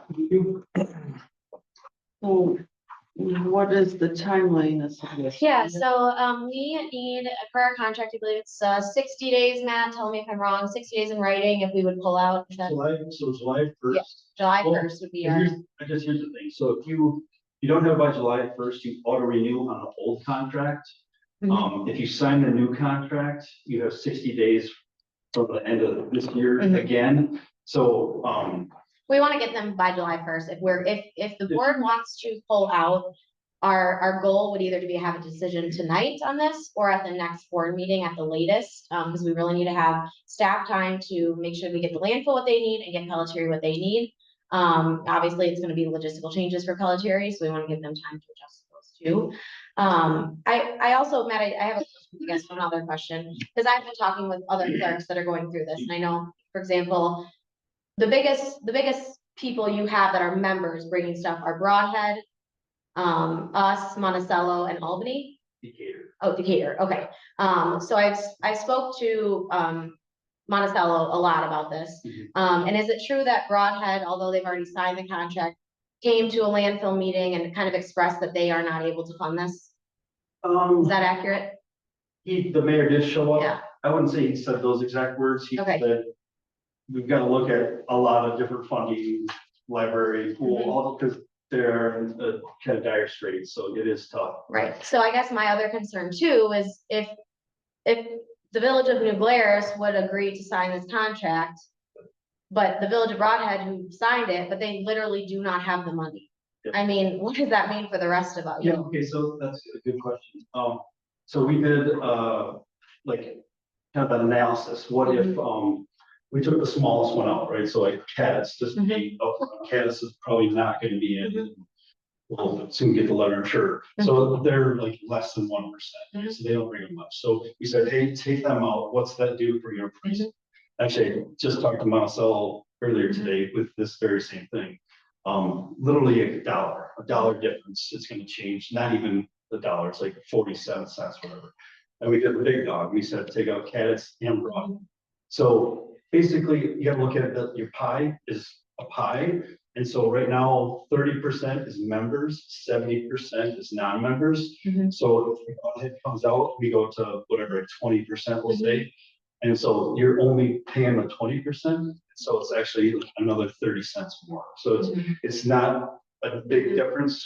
It's based on who brings what, and your 20% doesn't take into account, because now Broadhead is a outside member now, so the rate would go up, even if they still brought the materials here as well, so it doesn't have an effect like you would think. It wouldn't be like, oh, you guys gotta pay the bigger portion, your portion shrinks, so you pay whatever that. Sure, and then also has the city of Monroe expressed any interest in rejoining membership? So, yeah, that, the mayor wasn't formerly a board member, and so there's been, I haven't talked to her directly, but that's like literally my next thing to do. Sure, but like city financial management, have they expressed?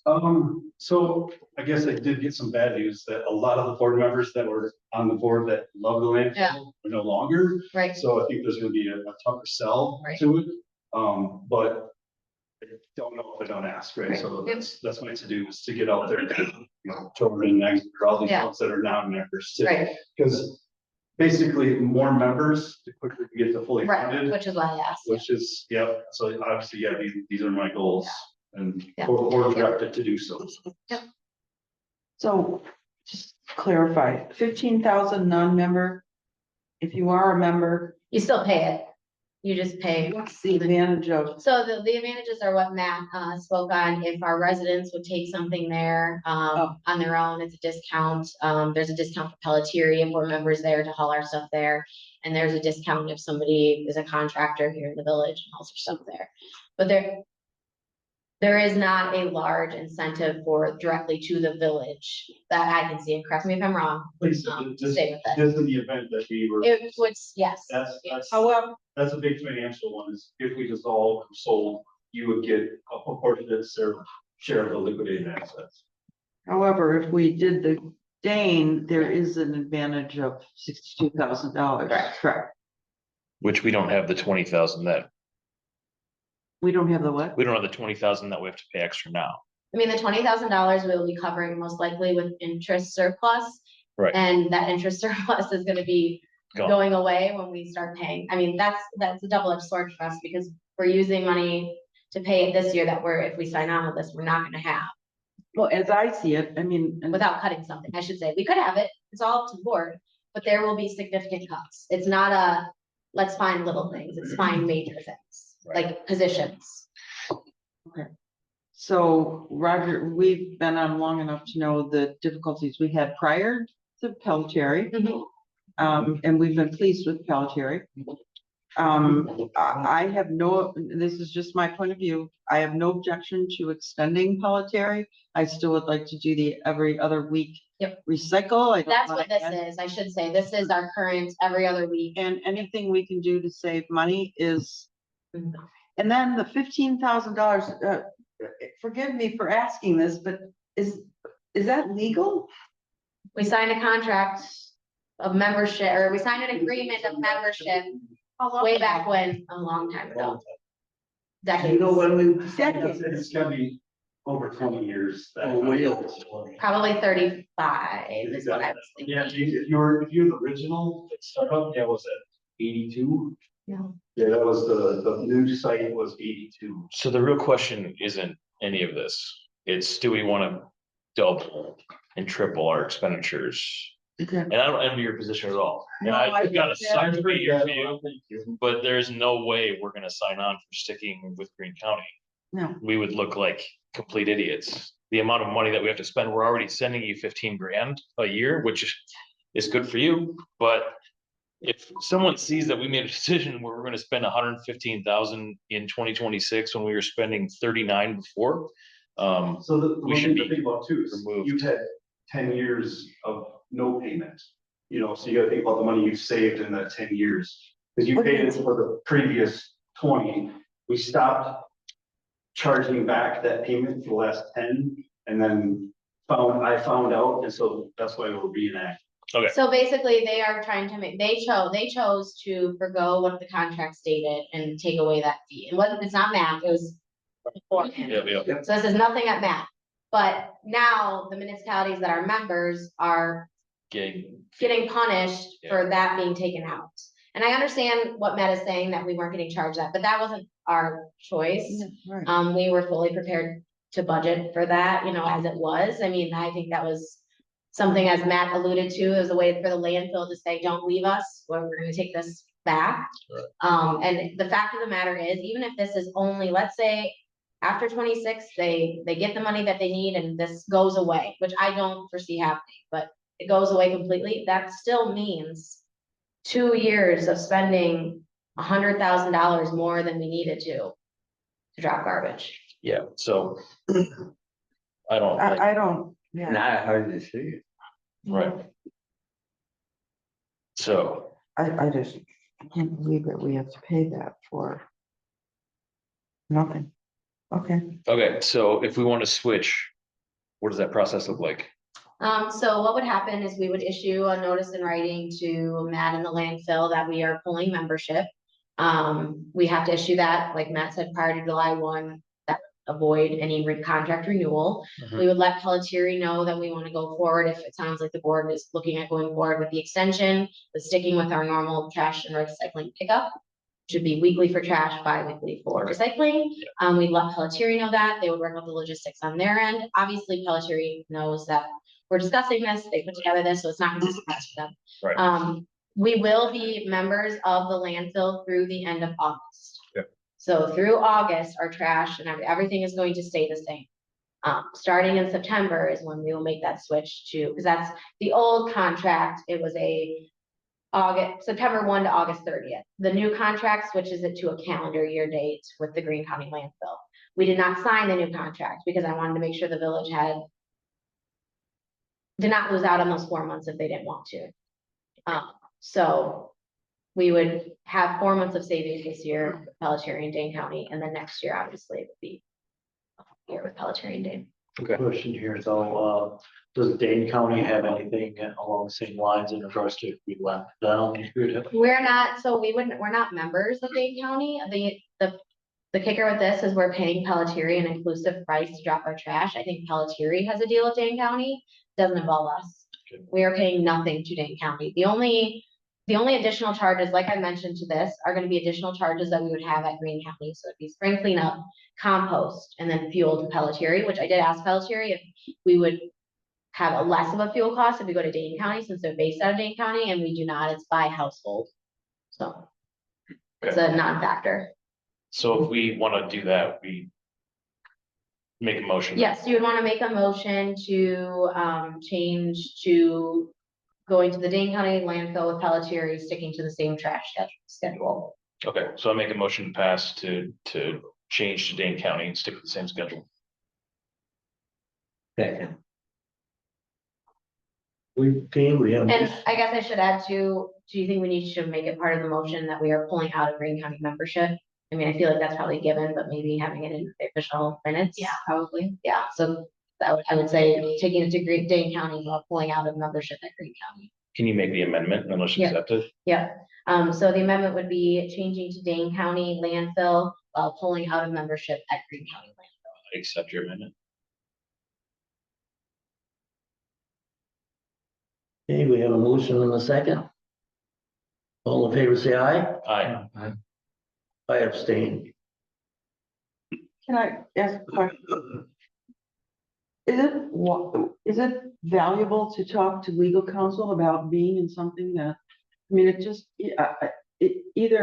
mean, I'm thinking in terms of, I don't mean to bring this up as a criticism, but, we were given the no choice to take over the cemetery issue. No contract, it's just something that we have to do. It just seems something's miscued here, that we have to pay for something that we get nothing for. It just doesn't seem, even if you signed a contract, I mean, I'm sure we did sign a contract. It's in the contract from day one that there had to be a fee for maintaining the closed sites for eternity. Oh, I see. And everybody signed that contract, whoever was a member. State statute. Yeah. I see. Yeah, so for Okay, example, Monroe has not been a member, as Matt said, for a number of years, but they are still paying. I see. Okay, so it's a state statute, so, okay. Okay. So, I abstain, but we had 1, 2, 3, 4, 5 in favor. Yeah. Okay, go ahead. Thank you. Matt. Just the price is more expensive, it is more expensive if Thanks, you Matt. aren't, if you don't live in that county. I don't get I don't understand. why they don't make that penalty. What, I'm sorry, Larry, I'm sorry. If we live in Greene County, why should Dane County not charge us more than people who live in Dane County, even though we're closer Yeah, I can't than some of the speak Dane. for sure. My assumption is that Pelletieri is based literally right next to the Dane County landfill, and I think we have a really, really solid relationship with them. I get it. So I think it's actually, Can we extremely. move on? Yeah. Yeah. Or to get- Yeah. Okay, consideration discussion 2025 budget timeline, page 61. This is very quick. I just wanted to make you aware of the timeline for the 2025 budget.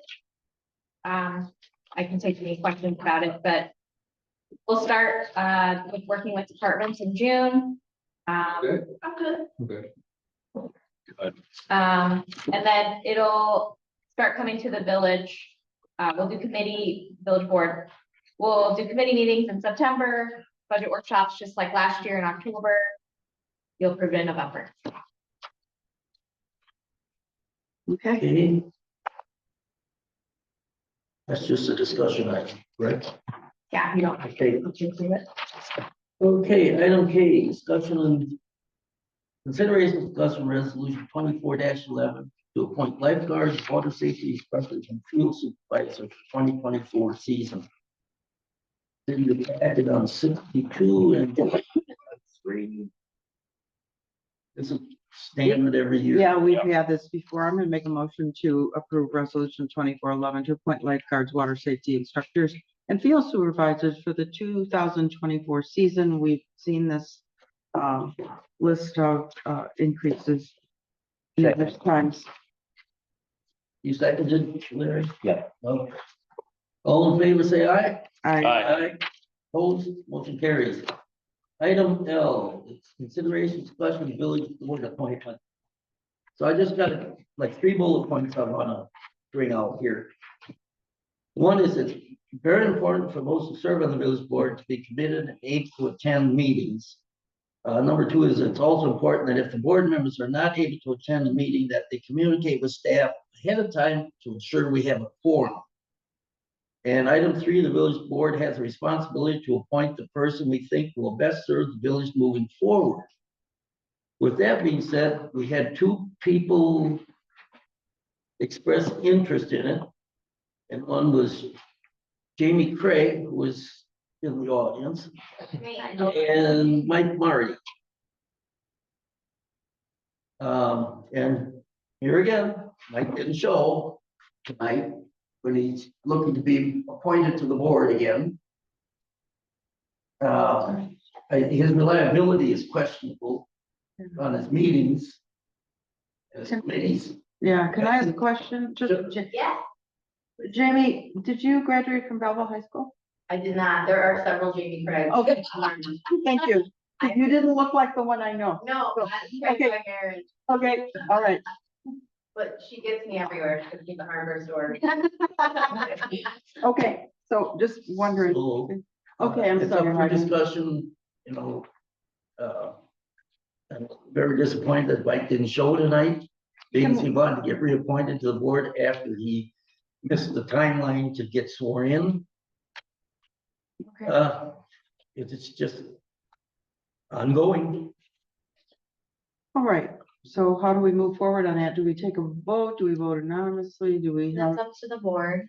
Yeah, we can either look, Kelsey suggested we could each put it, one of the names down on a piece of paper and bring it back, or. If the board didn't feel comfortable voting publicly, like. Mhm, mhm. I'm fine with just like voting. Yeah. publicly. Okay. I am too.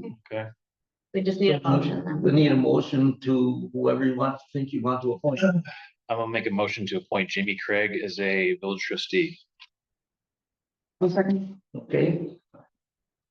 All in favor of appointing Jamie to the, Craig to the village board in Blair, say aye. Aye. Opposed? No, So we got 1, 2, 3, 4, 2. not yet. You sound real good. So we got for account? 4-2. 4 to 2 in favor of Jamie, so. I had a list of questions, Jamie, but. I was gonna say, I don't wanna ask any questions. Yeah, Jamie, after the meeting, if you wouldn't mind staying like 1 more minute, and I just swear you in, so it's just official. Okay. Okay, that's item L. The only other thing is on the president's report, a board of review reminder for Thursday, May 30th at 5 p.m. You all have to be there. It's a required meeting. It's required Say that one more time. Thursday, May 30th week from tomorrow. Yeah. At 5 p.m. And you will be getting the agenda tomorrow or Friday for this meeting like normal, but it's extremely important that you all attend. And Jamie, you too. It's none tomorrow. From 5. Yeah. days. We have to statutorily be in hearing for 2 hours. hours. It could go longer. Yeah, but- you just sit here. Well, hopefully, the last 2 years have been eventful, but yeah. Okay, anything else from the board? Hearing none, we are adjourned. Thank you, one and all. Thank you, Jamie, for sitting. I'm gonna go drink now. Whatever. Oh, shit. I think. Okay, thank you. Welcome to the board. All right. I already missed my kid's bedtime, so I'm gonna go. If you wanna come, feel free. Okay, so Yeah. You see or what? in and for. That was actually cool. Is it up there? But have not yet took them on. Not yet. Awesome. Duties there, but- Long meeting. The best picture you have. Right. Yeah. What? Go Lauren today. Oh, I need to. Well, basically, this. Well, we I'll sign it maybe. did, you Sign it. To the best. You'll probably be the only I'm one. okay. I All right. feel like something Go back. happened that I not aware of. It seems like a. Well, happy. Oh, I can see that. Yeah, yeah. Can we zoom? Zoom it in, yeah. Look at those 4 sexy men. And the dog. And the dog. Where did this come from? Okay. Just in that, for the. Good night, everybody. Oh, okay. At your leisure, at some point, you can stop by Village Hall, has a payroll forms. Yeah. Village board members get paid once a year, so and that's in April, so we have lots of time. We also will get you a key, and we'll also kind of show you where things are. So if you want to stop, I'm here tomorrow morning. Friday, or, yeah, that's good. So anytime Friday, I should be here outside of 11, 10 here, so that sounds great. Awesome. Thank you so much. Well, thank you. Yeah, well, I see you all. Yeah. So what are the ages of your whole group? Oh, well, there's 5 and 4 in the district, so our youngest is 3 and our oldest is 17. They're everywhere. Hey Jamie, I'm fine. I will follow up with you and we can meet and give you orientation of all of this. That would be wonderful. Thank you. Right? So where's the group? Yeah. And then it split the time between and his mom, and he's like, oh, he came with my home. He split the This time one I between was my fine. water and. We live on Second Street, Boston, and I think the leave had their garage and. What number? 606. Second house. Yeah. So the fifth Hey, Lauren, you wanna stop real east quick? side. Oh, geez. That would be smart. East side. So second, no.